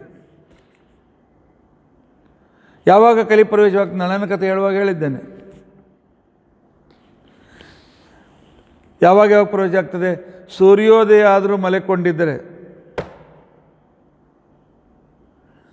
ಸೂರ್ಯಾಸ್ತದ ವೇಳೆಯಲ್ಲಿ ಮಲೆಕೊಂಡ್ರೆ ಕಲಿ ಪ್ರವೇಶವಾಗ್ತದೆ. ಮನೆಗೆ ಗೋಮ ಹಚ್ಚಿ ರಂಗೋಲಿ ಮನೆ ಹೊಸ್ತಿಲಕ್ಕೆ ಒರೆಸಿ, ಒಳಗೆ ಮನೆ ಎದುರಿಗೆ ಒರೆಸಿ ರಂಗೋಲಿ ಹಾಕದೇ ಇದ್ದರೆ, ಹೊಸ್ತಲಿಗೆ ರಂಗೋಲಿ ಹಾಕದೇ ಇದ್ದರೆ ಕಲಿಪ್ರವೇಶವಾಗ್ತದೆ. ನಿಂತ ನೀರು ಕುಡಿದ್ರೆ ಕಲಿಪ್ರವೇಶವಾಗ್ತದೆ. ಹಿರಿಯರಿಗೆ ಅಪಮಾನ ಮಾಡಿದರೆ ಕಲಿಪ್ರವೇಶವಾಗ್ತದೆ. ಆ ನಂತರ ಅಭಕ್ಷ್ಯಭಕ್ಷಣಾದಿಗಳನ್ನು ಮಾಡಿದರೆ, ವರ್ಣಾಶ್ರಮೋಚಿತ ಧರ್ಮ ಬಿಟ್ಟರೆ ಕಲಿಪ್ರವೇಶವಾಗ್ತದೆ. ನೋಡ್ಕೊಳ್ಳಿ, ಕಲಿಪ್ರವೇಶವಾಗದಂತೆ ನೋಡ್ಕೊಳ್ಬೇಕಾಗಿದ್ದರೆ ಇವೆಲ್ಲ ನೆನಪಿಟ್ಕೊಳ್ಬೇಕು. ಇನ್ನೊಮ್ಮೆ ಆ ಪ್ರಸಂಗ ನಳ ದಮಯಂತಿಯರ ಕಥೆಯ ಪ್ರಸಂಗದ ಕ್ಯಾಸೆಟ್ ತೆಗೆಯೋದು ಯೂಟ್ಯೂಬ್ನಲ್ಲಿದೆ, ತೆಗೆದುಕೊಂಡು ಕೇಳಿ. ಇದೇ ರೀತಿಯಾಗಿ ಕಲಿಪ್ರವೇಶವಾಗಿತ್ತು ಕೈಕೇಯಿಯಲ್ಲಿ. ಆದರೆ ಇಲ್ಲಿ ಮಾತ್ರ ರಾಮಚಂದ್ರನ ಔದಾರ್ಯ, ತಂದೆಯ ಅಭಿಪ್ರಾಯ ಹೀಗಿದೆ ಅಂತ ತಿಳ್ಕೊಂಡಂತೇಳಿ ತಿಳಿದುಕೊಂಡು ಅವನು ಹೇಳೋಕ್ಕಿಂತ ಮೊದಲೇ ಕಡೆಗೆ ಹೊರಟುಬಿಟ್ಟ. ಅಪೃಷ್ಟ ಕುರುತೆ ಯಸ್ತು, ತಂದೆ ತಾಯಿ ಹೇಳೋಕ್ಕಿಂತ ಮೊದಲೇ ಅವನ ಮನಸ್ಸಿನ ಅಭಿಪ್ರಾಯವನ್ನು ತಿಳಿದುಕೊಂಡು ಅವರು ಹೇಳೋಕ್ಕಿಂತ ಮೊದಲೇ ಆ ಕೆಲಸವನ್ನು ಅವನು ಮಾಡಿ ತೋರಿಸ್ತಾನೆ. ಅವನು ಉತ್ತಮ ಪುತ್ರ. ಪೃಷ್ಟೋಪಿ ಯಹ ನ ಕುರುತೆ, ಪೃಷ್ಟೋಪಿ ಕುರುತೆ ಯಸ್ತು ಮಧ್ಯಮಸ್ಥೋದಾರತ, ಪೃಷ್ಟೇ ಸತಿ ಕುರುತೆ ಯಸ್ತು. ಹೇಳಿದ ಮೇಲೆ ಆಜ್ಞಾಧಾರಕನಾಗಿ ಮಾಡಿದರೆ ಅವನು ಮಧ್ಯಮ ಪುತ್ರ. ಪುಷ್ಟೋಪಿಯ ಕುರುತೆ ಸಹ ಮಲ ಉಚ್ಚತೆ ಅಂತ ತಿಳ್ಕೊಂಡು ಹೇಳಿದ್ದಾರೆ. ಹೇಳಿದ ಮೇಲೆ ಮಾಡದೇ ಇದ್ದರೆ ಆ ಮಗ ಆ ಶಿಷ್ಯ, ಆ ಹೆಂಡತಿ, ಆ ಮೊಮ್ಮಕ್ಕಳು ಹೇಳಿದ ಮೇಲೆಯೂ ಕೂಡ, ಗುರುಗಳು ಹಿರಿಯರು ಹೇಳಿದ ಮೇಲೆಯೂ ಕೂಡ ಮಾಡದೇ ಇದ್ದರೆ ಅವ್ರ ಶರೀರದಿಂದ ಬಂದಿರತಕ್ಕಂಥ ಮಲ ಅಂತ ತಿಳ್ಕೊಡ್ರಿ ಅಂತ ತಿಳ್ಕೊಂಡಿದ್ದಾರೆ.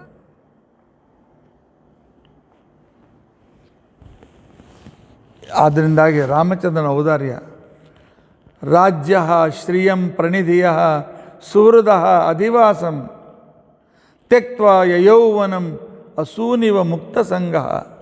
ಭಾಗವತದ ವಾಕ್ಯ ಹೇಳ್ತಾರೆ, ಹೇಗೆ ವಿರಕ್ತನಾಗಿರ್ತಕ್ಕಂಥ ವ್ಯಕ್ತಿ ತನ್ನ ಪ್ರಾಣವನ್ನು ಸುಲಭವಾಗಿ ಯೋಗದಿಂದ ಬಿಟ್ಟುಬಿಡ್ತಾನೆ. ದೇಹದ ಬಗ್ಗೆ ಆಸೆ ಇಟ್ಟುಕೊಳ್ಳೋದೇ ಇಲ್ಲ, ಮತ್ತೆ ದೇಹಕ್ಕೆ ಬರಬೇಕು ಅಂತ ಆಸೆಯನ್ನು ಇಟ್ಟುಕೊಂಡಿರೋದಿಲ್ಲ. ಹಾಗೆ ರಾಮಚಂದ್ರ ತಂದೆ ಮಾತು ಹೊರಟು ಬಿಟ್ಟ, ತಿರುಗಿ ಬರತಕ್ಕಂಥ ಏನು ಬರಬೇಕು, ಯಾವಾಗ ಬರಬೇಕು, ಏನು ಡೇಟು, ಇದು ಯಾವುದು ವಿಚಾರ ಮಾಡಲಿಲ್ಲ. ಆದ್ದರಿಂದ ಉತ್ತಮನಾಗಿರ್ತಕ್ಕಂಥ ಇವನು ತನ್ನ ರಾಜ್ಯವನ್ನು, ಸಂಪತ್ತಿಯನ್ನು, ಎಲ್ಲ ಬಂಧು ಬಳಗದವರನ್ನು, ಮಿತ್ರರನ್ನು, ಅಂತಃಪುರದ ಸ್ತ್ರೀಯರನ್ನು ಎಲ್ಲರನ್ನು ಬಿಟ್ಟು ರಾಮಚಂದ್ರ ಕಾಡಿಗೆ ಹೊರಟಿದ್ದಾನೆ.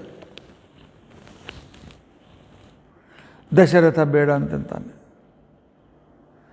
ದಶರಥ ಅನೇಕ ರೀತಿಯಾಗಿರ್ತಕ್ಕಂಥ ಸಂಪತ್ತು ಕೊಡುವಂತ ಕಾಣುತ್ತೆ, ಇಲ್ಲ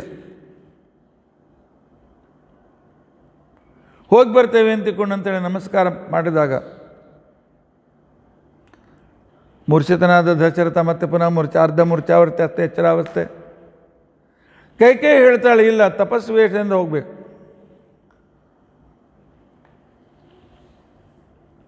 ಹೇಳುವಾಗ ಇನ್ನೊಂದು ಕೂಡ ಹೇಳ್ತಾಳೆ, ಯಾರನ್ನೂ ಜೊತೆಯಲ್ಲಿ ಕರೆದುಕೊಂಡು ಹೋಗುವಂತಿಲ್ಲ, ಭಾಳ ಆದರೆ ಬೇಕಾದ್ರೆ ಸೀತಾ ಲಕ್ಷ್ಮಣರನ್ನು ಜೊತೆಯಲ್ಲಿ ಕರ್ಕೊಂಡು ಹೋಗ್ಬೋದು, ಅದಕ್ಕಿಂತ ಹೆಚ್ಚು ಯಾರಿಗೂ ಇಲ್ಲ ಅಂತಕೊಂಡಂತ ಹೇಳಿರ್ತಾಳೆ. ರಾಮಚಂದ್ರ ಕೈಕೇಯಿಯ ಮಾತನ್ನು ಕೇಳಿ ಮನೆಗೆ ಬರ್ತಾನೆ, ತಾಯಿಗೆ ಹೇಳ್ತಾನೆ. ಅವಳು ಪಾಪ ಮೂರ್ಛಿತಳಾಗಿ ಬೀಳ್ತಾಳೆ, ಮತ್ತು ಶತ್ಯೋಪಚಾರ ಮಾಡಿ ಎಬ್ಬಿಸಿ ತಿಳಿಸಿ ಹೇಳ್ತಾನೆ, ಕೈಕೇಯಿ ನಾನು ಬಂದೇ ಬರ್ತೇನೆ ನಿಮ್ಮ ಜೊತೆಗೆ. ಕೈಕೇಯಿಲ್ಲ, ಸೀತಾದೇವಿ. ಎಷ್ಟೊಂದಲ್ಲ ಪ್ರವಚನ ಮುಗಿದ ಮೇಲೆ ನಮ್ಮ ಮಕ್ಕಳು ಮತ್ತು ಶಿಷ್ಯನ ನೆನಪು ಮಾಡಿಕೊಡ್ತಾರೆ, ಆಚಾರ್ಯ ದಶರಥನ ಬದಲಾಗಿ ಧೃತರಾಷ್ಟ್ರ ಅಂದ್ರಿ, ಧೃತರಾಷ್ಟ್ರ ಬದಲಾಗಿ ಮತ್ತೇನೋ ಅಂದ್ರಿ ಅಂತೇಳಿ. ವಯಸ್ಸಾಗಿದೆ, ಒಮ್ಮೊಮ್ಮೆ ಹೆಸರು ಹಿಂದೆ ಮುಂದೆ ಆಗ್ತದೆ, ನೀವು ಅಡ್ಜಸ್ಟ್ ಮಾಡಿಕೊಳ್ಳಿ. ಮೊನ್ನೆ ಆವತ್ತು ಹಾಗಾಯಿತು, ವಸುದೇವನ ಬದಲಾಗಿ ಧೃತರಾಷ್ಟ್ರ ಅಂತೇನೋ ಅಂದಾಗಾಯ್ತು, ಏನೋ ಇತ್ತು, ಇರಲಿ, ಅದನ್ನು ಅಡ್ಜಸ್ಟ್ ಮಾಡ್ಕೊಳ್ಳಿಕ್ಕೆ ನೀವು ಇದೆಯಲ್ಲ ಶ್ರೋತೃಗಳು, ಹೆಸರು ಅಡ್ಜಸ್ಟ್ ಮಾಡಿ, ತಪ್ಪಾಗೋದಿಲ್ಲ, ಹೆಸರು ಹಿಂದೆ ಮುಂದೆ ಆಗ್ತಿರ್ತಾರೆ, ಅಡ್ಜಸ್ಟ್ ಮಾಡಿ ಇರಲಿ. ಹೀಗೆ ಇರತಕ್ಕಂಥ ಸಂದರ್ಭದಲ್ಲಿ ಆಗ ಅವಳು ಹಠ ಮಾಡಿದ್ದಾಳೆ. ಕೊನೆಗೆ ಇಲ್ಲದೇ ಇದ್ದರೆ ನಾನು ಪ್ರಾಣ ಬಿಡ್ತೇನೆ ಅಂತ ಅನ್ನುವ ರೀತಿಯಷ್ಟು ಮಾತನಾಡಿದಾಗ ಸೀತಾದೇವನ್ ತನ್ನ ಜೊತೆ ಬರಲಿಕ್ಕೆ ಪರಮಾತ್ಮ ಅನ್ಕೊಟ್ಟಿದ್ದಾನೆ.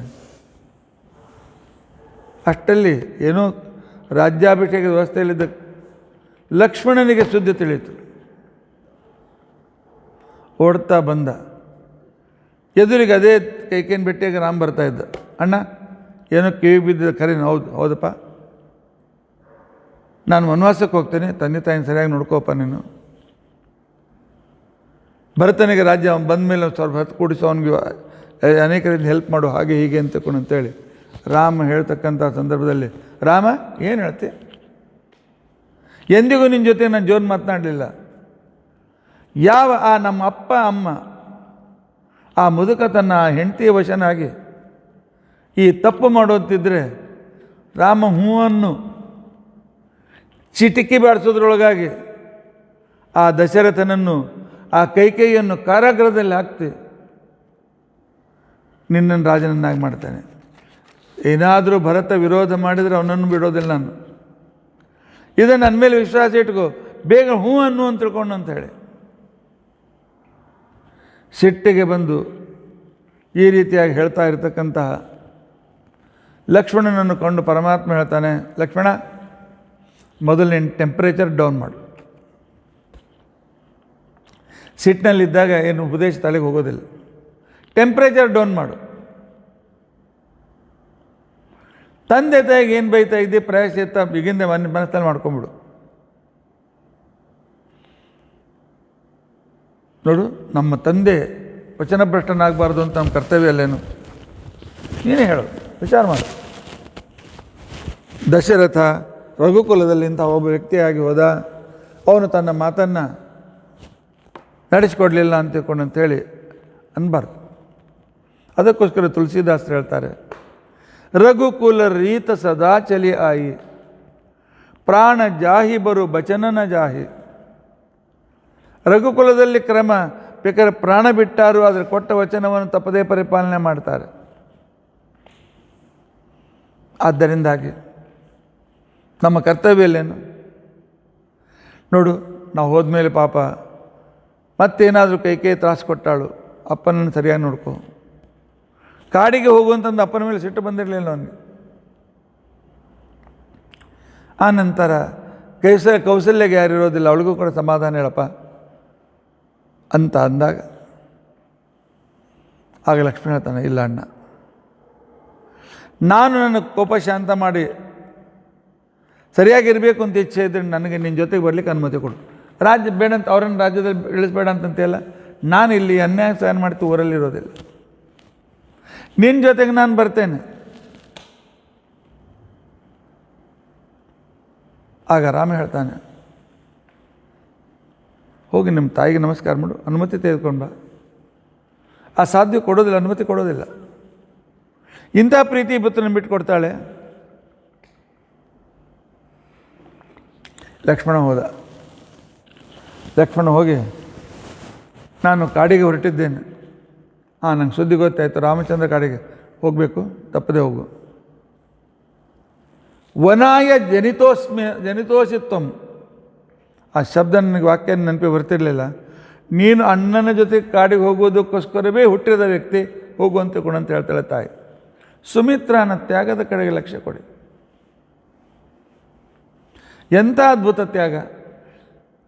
ಅದಕ್ಕೋಸ್ಕರ ವನಾಯಸ್ತ್ವಂ, ಕಾಡಿಗೋಸ್ಕರ ಹೋಗೋದಕ್ಕೋಸ್ಕರ ನಿನ್ನ ಈ ರೀತಿಯಾಗಿರ್ತಕ್ಕಂಥ ಜನ್ಮವಾಗಿದೆ, ತಪ್ಪದೇ ಹೋಗಪ್ಪ. ಆದರೆ ಒಂದು ಕರಾರು, ಕಾಡಿನಲ್ಲಿ ಎಷ್ಟೋ ಸಲ ರಾಮಚಂದ್ರ ಏನಾದರೂ ಕೆಲಸದಲ್ಲಿದ್ದಾಗ ನಿನ್ನ ಅತ್ತಿಗೆ ಒಬ್ಬಳೇ ಇರ್ತಾಳೆ. ಕಣ್ಣೆತ್ತಿ ನಿನ್ನ ಅತ್ತಿಗೇನು ನೋಡಲಿಕ್ಕಿಲ್ಲ. ನಮಸ್ಕಾರ ಮಾಡುವಾಗ ಏನು ಕಾಲು ಕಾಣಿಸಿತ್ತು. ಎಲ್ಲ ಕಾಲದಲ್ಲಿ ವಿನಯನಾಗಿ ಕೆಳಮುಖವಾಗಿ ಇದ್ದುಕೊಂಡು ರಾಮನ ಆಜ್ಞೆಯನ್ನು ಪರಿಪಾಲನೆ ಮಾಡಬೇಕು. ಎರಡನೇ ಜವಾಬ್ದಾರಿ ಕೊಡ್ತೇನೆ, ರಾಮ ಸೀತೆ ಈ ರಾಜ್ಯದ ದೊಡ್ಡ ಸಂಪತ್ತು, ಅದರ ರಕ್ಷಣೆ ಜವಾಬ್ದಾರಿ ನಿನಗೆ ಕೊಡ್ತೇನೆ ಲಕ್ಷ್ಮಣ. ತಿರುಗಿ ಬರುವವರೆಗೂ ಹಗಲು ರಾತ್ರಿ ನಿದ್ದೆನೂ ಬೇಡ, ಹಗಲು ರಾತ್ರಿ ಅವರ ಯೋಗಕ್ಷೇಮ ನೋಡಿಕೊಳ್ಳೋದು ನಿನ್ನ ಜವಾಬ್ದಾರಿ. ಹಾಗಿದ್ದರೆ ಹೋಗು, ಇಲ್ಲದೇ ಇದ್ದರೆ ಲಕ್ಷ್ಮಣ ಹೋಗಿ ಏನು ತಪ್ಪು ಮಾಡಿದ ಅಂತಿಕೊಂಡು ಅಂತೇಳಿ ನನ್ನ ಕಲಂಕ ತರಿಸೋದು, ನನ್ನ ಮುಖನ ತೋರಿಸ್ಬೇಡ ಅಂತಿಕೊಂಡು ಅಂತ ಹೇಳಿದ್ರು. ಸುಮಿತ್ರೆಯ ತ್ಯಾಗ ಎಂಥ ಅದ್ಭುತವಾಗಿರ್ತಕ್ಕಂಥದ್ದು. ಅವರಿಗೆ ನಮ್ಮ ರಾಜ್ಯದ ಸಂಪತ್ತಿ, ಅವರಿಬ್ಬರಿಗೆ ಏನಾದರೂ ಶತ್ರುಗಳ ಗಾಯದಿಂದ ಕೈ ಮೇಲೆ ಒಂದು ಸಣ್ಣ ಗಾಯ ಆದರೂ ನೀನು ನನ್ನ ಮಗ ಅಲ್ಲ. ಅವರನ್ನು ಆ ರೀತಿ ಸಂರಕ್ಷಣೆ ಮಾಡಿ ವಾಪಸ್ 14 ವರ್ಷ ಆದಮೇಲೆ ವಾಪಸ್ ಕರೆದುಕೊಂಡು ಬರೋ ಜವಾಬ್ದಾರಿ ನಿಂದು. ಹಾಗೆ ಸೇವೆ ಮಾಡೋದಿದ್ದರೆ ಹೋಗು ಅಂತ ಹೇಳಿ ಕಳಿಸಿದ್ದಾಳೆ. ಎಂಥ ಮಹಾನ್ ತಾಯಿ. ಅಣ್ಣನಿಗೋಸ್ಕರ ತನ್ನ ಅಧಿಕಾರವನ್ನು ಬಿಟ್ಟು ನಿಂದು ಹೋಗ್ತಕ್ಕಂಥ ಅರ್ಜುನನ ತ್ಯಾಗ, ಮತ್ತು ತಪ್ಪಿತು ಲಕ್ಷ್ಮಣನ ತ್ಯಾಗ. ಸ್ವಲ್ಪ ಹೆಸರಿಂದ ಮುಂದೆ ಆಗ್ತಿರ್ತದೆ. ಲಕ್ಷ್ಮಣನ ತ್ಯಾಗ ಎಲ್ಲಕ್ಕಿಂತ ಹೆಚ್ಚು ತನ್ನ ಗಂಡನಿಗೆ ಹೋಗಿ ಬನ್ನಿ, ಅವರಿಬ್ಬರನ್ನ ಚೆನ್ನಾಗಿ ನೋಡಿಕೊಳ್ಳಿ ಅಂತ ತಿಳ್ಕೊಂಡು ಅಂತೇಳಿ ಕಳುಹಿಸಿ ಕೊಟ್ಟಿರ್ತಕ್ಕಂಥ ಆ ಊರ್ಮಿಳ, ಎಂಥ ಅದ್ಭುತ ತ್ಯಾಗ ಊರ್ಮಿಳ ಅಂದು. ತನ್ನ ಗಂಡನನ್ನು ಏನ್ರಿ ಅವ್ರಿಗೆ ಅವ್ರ ಭಾವಂದರಿಗೆ ಹೇಳಾಳ ಕೈ ತಪಸ್ಸಿಗೆ ಹೋಗಂತಕೊಂಡು ನೀವ್ಯಾಕೆ ತಲೆ ತಾತು ಮಾಡ್ಕೋತೀರಿ, ಅವರ ಹಳೆ ಮರ ಹಾಳಾಗಲಿ, ನೀವು ಮಟ್ಟಕ್ಕೆ ನೀವು ಇರಿ ಅಂತಕೊಂಡು ಈಗಿನ ಹೆಣ್ಣಂತ ತಪ್ಪದೇ ಹೇಳ್ತಿದ್ರು. ಎಲ್ಲ ಹೆಣ್ಣದನ್ನು ಬಯೋದಿಲ್ಲ, ಮತ್ತು ಸಾಮಾನ್ಯ ಜನರು ಅಂತ ಅರ್ಥ ಅಷ್ಟೆ. ಯಾಕೆಂತ ತಿಳ್ಕೊಂಡಂತಂದರೆ ಎಲ್ಲ ಈಗೂ ಕೂಡ ಮಹಾತ್ಯಾಗಿಗಳಾಗಿರ್ತಕ್ಕಂಥ ಅನೇಕ ವ್ಯಕ್ತಿಗಳಿದ್ದಾರೆ, ಇಲ್ಲ ಅಂತಿಲ್ಲ, ಬೇಕಾದ ಜನ ಸಿಗ್ತಾರೆ. ಆದರೆ ಅವತ್ತು ಅವಳು ಮಾಡಿದ ತ್ಯಾಗ ಅದ್ಭುತವ. ಅದಕ್ಕೋಸ್ಕರ ಹಿಂದಿ ಸಾಹಿತ್ಯದಲ್ಲಿ ಮೈಥಿಲಿ ಶರಣ್ ಗುಪ್ತ ಅಂತ ತಿಳ್ಕೊಂಡು ಅಂಥೇಳಿ ಖಡಿ ಬೋಲಿ ಅಂದರೆ ಹೊಸ ಹಿಂದಿ, ಅದರಲ್ಲಿ ಅದರ ಅವರು ಊರ್ಮಿಳಾ ಅಂತ ತಿಳ್ಕೊಂಡಂಥ ಒಂದು ಮಹಾಕಾವ್ಯ ಬರೆದಿದ್ದಾರೆ. ಸಮಯ ಸಿಕ್ಕರೆ ಜೀವನದಲ್ಲಿ ಒಂದು ಸಲ ಓದಿ ಅದನ್ನು. ಎಂಥ ಒಂದು ತ್ಯಾಗ ಊರ್ಮಿಳಾ ಅಂದು. ಬರುವವರೆಗೂ ತಾನು ತಪಸ್ವಿನಿಯಂತೆ ಇದ್ದಾಳೆ, ಸಣ್ಣ ವಯಸ್ಸು.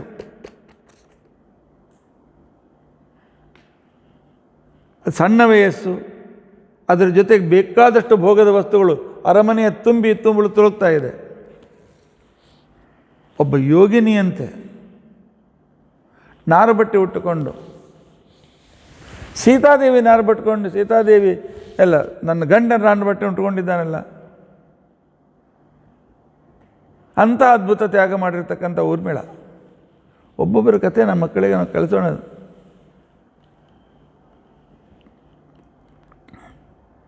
ರಾಮ ಲಕ್ಷ್ಮಣರು ಬಂದಿರತಕ್ಕಂಥ ಸಂದರ್ಭದಲ್ಲಿ ಕೈ ಹೇಳ್ತಾಳೆ, ತಪಸ್ವಿ ಹಿಡಿದು ಹೋಗಬೇಕು ಅಂಥೇಳಿ ನಾರು ಬಟ್ಟೆಯನ್ನು ಎಸೀತಾಳೆ, ಉಟ್ಕೋರಿ ಅಂತ ತಿಳ್ಕೊಂಡಂತೆ. ಏನು ಮಾತನಾಡಲಾರದೆ ರಾಮ ಲಕ್ಷ್ಮಣರು ನಾರು ಬಟ್ಟೆಯನ್ನು ಉಟ್ಕೊಂಡಿದ್ದಾರೆ. ಎಲ್ಲ ತಮ್ಮ ರಾಜಸೀಯ ವಸ್ತ್ರಗಳನ್ನು ಆಭರಣಗಳೆಲ್ಲ ತೆಗೆದಿಟ್ಟಿದ್ದಾರೆ. ಆಗ ಕೈ ಸೇತೆಗೆ ನಾರು ಬಟ್ಟೆ ಉಟ್ಕೊಂತಿಕೊಂಡು ಅಂತ ಹೇಳ್ತಾಳೆ. ಹಂಸ ತೂಲಿಕಾ ತಲ್ಪದ ಮೇಲೆ ಬೆಳೆದಿರ್ತಕ್ಕಂಥವಳು, ಯಾವಾಗಲೂ ಮೆತ್ತಗಿನ ಕಾಶ್ಮೀರದ ರೇಷ್ಮೆಯ ಅಥವಾ ಆಗಿನ ಕಾಲದಲ್ಲಿ ಚೀನಾದಲ್ಲಿ ರೇಷ್ಮೆ ಹೆಚ್ಚು ಬೆಳೀತಾ ಇತ್ತು. ಅದನ್ನು ಉಟ್ಟುಕೊಂಡ್ರೂ ಪೀಡಿತಲಾಗ್ತಕ್ಕಂಥವ್ರು ಈ ನಾರು ಬಟ್ಟೆ ಹೇಗೆ ಉಟ್ಕೊಳ್ಬೇಕು? ಉಟ್ಕೊಂಡು ನೋಡಿ, ಧಾಬಳಿ 2 ನಿಮಿಷ ಆದ ಚುಚ್ಚಲಿಕ್ಕೆ ಪ್ರಾರಂಭ ಆಗ್ತದೆ. ಅದ ಮೇಲೆ ಪೂರ್ತಿ ಜೀವನ ಕಳೆಯಬೇಕು. ಈಗ ಸಾಫ್ಟ್ ಧಾಬಳಿ ಬಂದಿದೆ, ಕಾಲ ಬಲದಲ್ಲಂತೆ ಅನುಕೂಲತೆಗಳು ಜಾಸ್ತಿ ಆಗಿವೆ. ಇಷ್ಟರವರೆಗೂ ಸಹನ ಮಾಡಿರ್ತಕ್ಕಂಥ ವಸಿಷ್ಠರು ಖಬರ್ದಾರ್ ಕೈ ಇನ್ನು ಒಂದು ಶಬ್ದ ಮುಂದೆ ಮಾತನಾಡಿದರೆ ಶಾಪ ಕೊಟ್ಟು ಬೂದಿ ಮಾಡ್ತೇನೆ ನಿನ್ನನ್ನು ಅಂತ. ಮನೆಗೆ ಬಂದ ಲಕ್ಷ್ಮಿಯವಳು ನಮ್ಮ ಸಾಹಿತ್ಯದಲ್ಲಿ ಈಗಿನ ಆಧುನಿಕ ಸಾಹಿತಿಗಳು ಪಾಶ್ಚಾತ್ಯ ಸಾಹಿತಿಗಳು ಹಿಂದೂಸ್ತಾನದಲ್ಲಿ ಹೆಣ್ಮಕ್ಕಳಿಗೆ ಬೆಲೆ ಇಲ್ಲ, ಹೆಣ್ಮಕ್ಕಳು ಸ್ವಾತಂತ್ರ್ಯಕ್ಕೆ ಹೋರಾಡಬೇಕು, ಹೆಣ್ಣು ಮಕ್ಕಳು ಯಾವ ಮಹತ್ವವನ್ನು ಕೊಡೋದಿಲ್ಲ, ಹಾಗೆ ಹೀಗೆ ಅಂತ ತಿಳ್ಕೊಂಡು ಅಂತೇಳಿ ಸುಮ್ಮನೆ ಬರೀತಾ ಹೋಗ್ತಾರೆ. ಕಾದಂಬರಿ ಬರೆದದ್ದೇ ಬರೆದದ್ದು. ಭೈರಪ್ಪನವ್ರ ಕಾದಂಬರಿಯಲ್ಲಿರ್ತಕ್ಕಂಥ ದ್ರೌಪದಿ ಅತ್ಯಂತ ದುಃಖಿ, ಅತ್ಯಂತ ಹೇಡಿ ಅಂತ ಈ ರೀತಿಯಾಗಿರ್ತಕ್ಕಂಥ ರೀತಿಯಲ್ಲಿ ಚಿತ್ರಣ ಮಾಡಿದ್ದಾರೆ. ನಾನು ಅವರನ್ನು ಭೇಟಿಯಾಗಿ ಹೇಳಿದೆ, ದ್ರೌಪದಿಯ ಪಾತ್ರವನ್ನು ಕೆಡಿಸಿರ್ತಕ್ಕಂಥವ್ರು ನೀವು. ಅವರ ಲೇಖನ, ಅವ್ರು ಬರೀತಕ್ಕಂಥ ಶೈಲಿ ನನಗೆ ಭಾಳ ಸೇರ್ತಿತ್ತು. ಬಂದ ಕಾದಂಬರಿ ಪ್ರಿಂಟ್ ಆದ ದಿವಸ ನಾನು ಓದ್ತಿದ್ದೆ. ಆದರೆ ಯಾವಾಗ ಪರ್ವ ಓದಿದೆ ಅವರಲ್ಲಿರ್ತಕ್ಕಂಥ ವಿಕೃತಿ ನನಗೆ ಗೊತ್ತಾಯಿತು. ಇಲ್ಲೇ ಬಾಂಬೆಗೆ ಬಂದಿದ್ದರು ಡಾಕ್ಟರ್ ಹವನೂರ್ ಅಂತಿಕೊಂಡು ಅಂತೇಳಿ. ನಾವು ತಿಂಗಳಿಗೆ ಒಂದು ಸಲ ಅಷ್ಟೊತ್ತರಕ್ಕೆ ಅವ್ರ ಮನೇಲಿ ಹೋಗ್ತಾರೆ. ಕುಲಾಬಾದಲ್ಲಿದ್ದರು, ಅವ್ರ ಮನೆಗೆ ನಾನು ಹೋಗ್ತಾಯಿದ್ದೆ. ಅಲ್ಲಿ ಭೈರಪ್ಪರು ಬಂದಾಗ ನಾನು ಹೇಳಿದೆ, ಇಂಥ ಉತ್ತಮ ಲೇಖಕರಿಗೆ ನಿಮಗೆ ಯಾಕೆ ಈ ರೀತಿಯಾಗಿ ಪೌರಾಣ ಪಾತ್ರಗಳನ್ನು ಕಡಿಸ್ಲಿಕ್ಕೆ ಉಚಿತನ ಅಂತ ತಿಳ್ಕೊಂಡು ಕೇಳಿದೆ. ಪೌರಾಣಿಕ ಪಾತ್ರಗಳನ್ನು ನಾನು ಹೇಳಿದೆ, ದ್ರೌಪದಿ ಹೀನ ದೀನಳಾಗಿರ್ತಕ್ಕಂಥ ಒಂದು ಉದಾಹರಣೆ ತೋರಿಸಿ.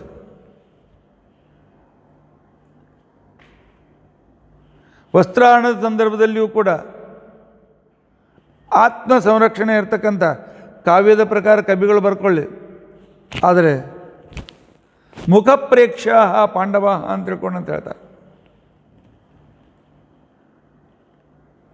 ಮನೆಯಲ್ಲಿ ಡಿಸಿಷನ್ ದ್ರೌಪದಿದಿತ್ತು, ಮನೆಯಲ್ಲಿ ಡಿಸಿಷನ್ ಕುಂತಿಯದು.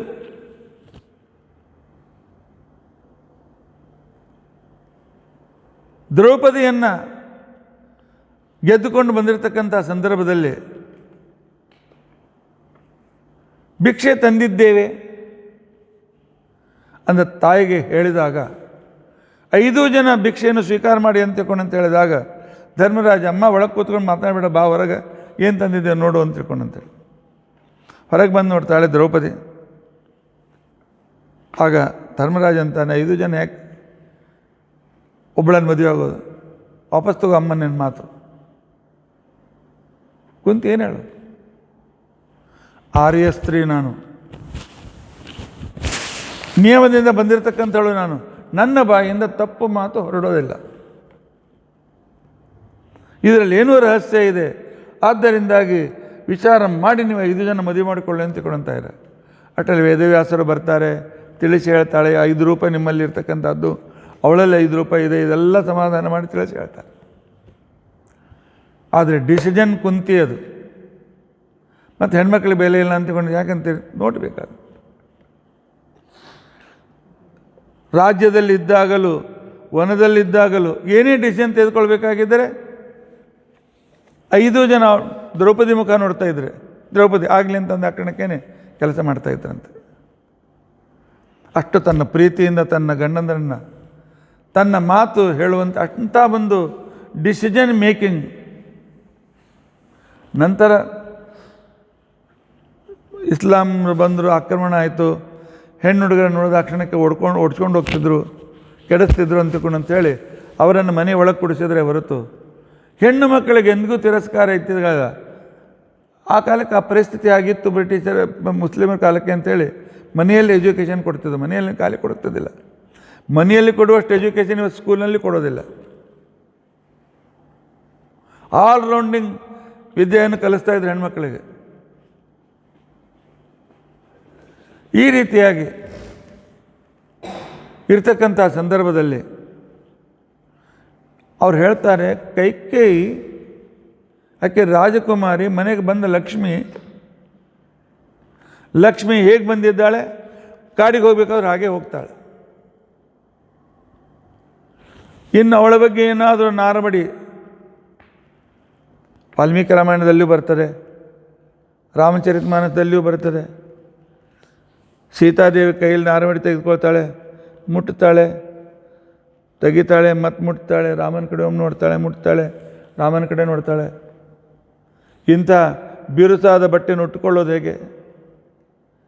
ಎರಡನೇದ್ದು ಉಟ್ಕೊಳ್ತಾ ಅಂತ ಹೇಳಿ ರಾಜಕುಮಾರಿ ಉಟ್ಕೊಳ್ಳೊಂದು ಎಲ್ಲ ಮೂಲೆ ಹೋಗಿ ನಿಂತ್ಕೊಂಡು ಚೇಂಜ್ ಮಾಡಲಿಕ್ಕಾಗ್ತದೆ? ಆ ಕಾಲದ ಅವಳ ಭಾವವನ್ನು ಅರಿತದ್ದು ವಶಿಷ್ಠರ ಪುರೋಹಿತರದ ಎಷ್ಟು ರಾಜನ ಮೇಲೆ ಅಧಿಕಾರ ಇರ್ತಿತ್ತು. ಸೀತಾದೇವಿ ಮನೆಗೆ ಬಂದ ಲಕ್ಷ್ಮಿ ಹಾಗೆ ನೀನು ಯಾವಾಗಲೂ ಇರಬೇಕು. ಸಕಲ ಆಭರಣ ಸಹಿತವಾಗಿಯೇ ನೀನು ನಿನ್ನ ಗಂಡನ ಜೊತೆ ಹೋಗುವಂತೆ ಕೊಡಂತ ಕಳಿಸಿ. ಮುಂದೆ ಅನಸೂಯು ಕೂಡ ಅತ್ರಿ ಆಶ್ರಮದಲ್ಲಿ ಇನ್ನೂ ಚೆನ್ನಾಗಿ ಅಲಂಕಾರ ಮಾಡ್ತಾಳೆ. ಸೀತಾ ಯಾವಾಗಲೂ ಅಲಂಕೃತಳಾಗೇ ಇರಬೇಕು. ಈ ಸಿನಿಮಾದಲ್ಲಿ ಸೀರಿಯಲ್ದಲ್ಲಿ ಅವಳು ನಾರು ಬಟ್ಟೆ ಉಟ್ಕೊಂಡು ಇರ್ತಾಗಿರ್ತಕ್ಕಂಥ ತೋರಿಸ್ತಾರೆ, ತಪ್ಪದೆ. ಇಲ್ಲ, ಹೇಗೆ ತಾನು ನವವಧುವಾಗಿ ಮನೆಗೆ ಬಂದಿದ್ಲು ಅದೇ ರೀತಿಯಾಗಿ ಕೊನೆಯವರು ಸೀತಾದೇವಿ ಅಷ್ಟೇ ಅಲಂಕೃತಳಾಗಿದ್ಲು. ಅದಕ್ಕೋಸ್ಕರವೇ ತನ್ನ ಆಭರಣಗಳನ್ನು ತೆಗೆದು ಉತ್ತರಿ ವಸ್ತ್ರದಲ್ಲಿ ಕಟ್ಟಿ ಕಿಷ್ಕಿಂಧೆ ಮೇಲೆ ಎಸೆದ್ರು. ಅದು ಸುಗ್ರೀವನಿಗೆ ಸಿಕ್ಕಿತ್ತು. ಮುಂದೆ ಸುಗ್ರೀವ ರಾಮನಿಗೆ ತೋರಿಸ್ತಾನೆ, ಘಟನೆ ಗೊತ್ತಾಗ್ತದೆ. ಇಂಥ ಒಂದು ಕ್ರಮದಿಂದ ರಾಮಚಂದ್ರ ಹೊರಟು ಸುದ್ದಿ ತಿಳಿದು ಹೋಗಿತ್ತು. ಊರಿನ ಜನ ಎಲ್ಲ ಮನೆ ಬಿಟ್ಬಿಟ್ರು. ಉಟ್ಟ ಬಟ್ಟೆಯ ಮೇಲೆ ರಾಮ, ನಾವು ನಿನ್ನ ಜೊತೆಗೆ ಕಡೆಗೆ ಬರ್ತೇವೆ. ಕೈಯಲ್ಲಿದ್ದ ಕೂಸುಗಳು 1 ತಿಂಗಳು 2 ತಿಂಗಳ ಕೂಸುಗಳು ತಾಲಿ ಹಾಲು ಕುಡಿಲಿಲ್ಲ. ರಾಮಚಂದ್ರ ನಮ್ಮನ್ನು ಬಿಟ್ಟು ಹೋಗ್ತಾ ಇದ್ದಾನೆ ಅಂತಕೊಂಡಂತೇಳಿ. ಆ ನಂತರ ವರ್ಣನೆ ಬರ್ತದೆ ಪ್ರತಿಮಾ ನಾಟಕದಲ್ಲಿ.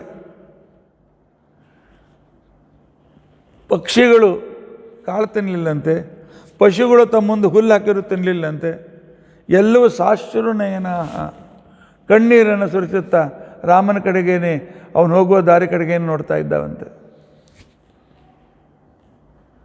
ಎಲ್ಲ ನಾವು ಹೋಗೋದಿಲ್ಲ. ದಶರಥ ಹೋಗಬೇಡ ಅಂತ ಪುನಃ ಹೇಳ್ತಾ ಇದ್ದಾನೆ, ಮೂರ್ಛಿತನಾಗ್ತಾ ಇದ್ದಾನೆ.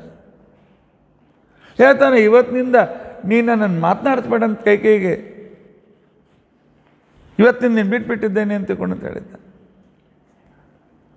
ಶಾಸ್ತ್ರೋಕ್ತವಾಗಿ ಬಿಡ್ಲಿಕ್ಕೆ ಅಧಿಕಾರ ಇಲ್ಲ ಹೇಳಿದ್ದಾನೆ. ಈ ರೀತಿಯಾಗಿ ರಾಮಚಂದ್ರ ಹೊರಟು ಪ್ರಜೆಗಳು ಹೊರಟರು. ಹಾಗಾದರೆ ಪ್ರಜೆಗಳು ಕಾಡಿಗೆ ಹೋದರೆ ಮುಂದೇನಾಯಿತು ಅಂತಿಕೊಂಡಂಥ ವಿಚಾರವನ್ನು ನಾಳಿನ ದಿವಸ ನಾವು ತಿಳಿದುಕೊಳ್ಳೋಣ. ಭಾಗವತದಲ್ಲಿ ಇಷ್ಟು ವಿಸ್ತಾರವಾಗಿ ಇಲ್ಲ, ಬಂದಿದೆ ರಾಮನ ಕಥೆ. ಅದಕ್ಕೋಸ್ಕರ ನಾವು ಸಂದರ್ಭದಲ್ಲಿ ಅದನ್ನು ಪೂರ್ತಿ ತಿಳಿದುಕೊಳ್ಳಿಕ್ಕೆ ಪ್ರಯತ್ನಿಸೋಣ. ಇಷ್ಟೆಲ್ಲ ವಿಚಾರಗಳನ್ನು ಭಾಗವತ್ಕಾರರು ಯಸ್ಸತ್ಯಪಾಶ ಪರಿವೀತ ಪಿತುಃಪಿದೇಶಂ ಸ್ತ್ರೈಣಶ್ಚ ಚಾಪಿ ಶರಸ ಜಗೃಹೇ ಸಭಾರ್ಯ.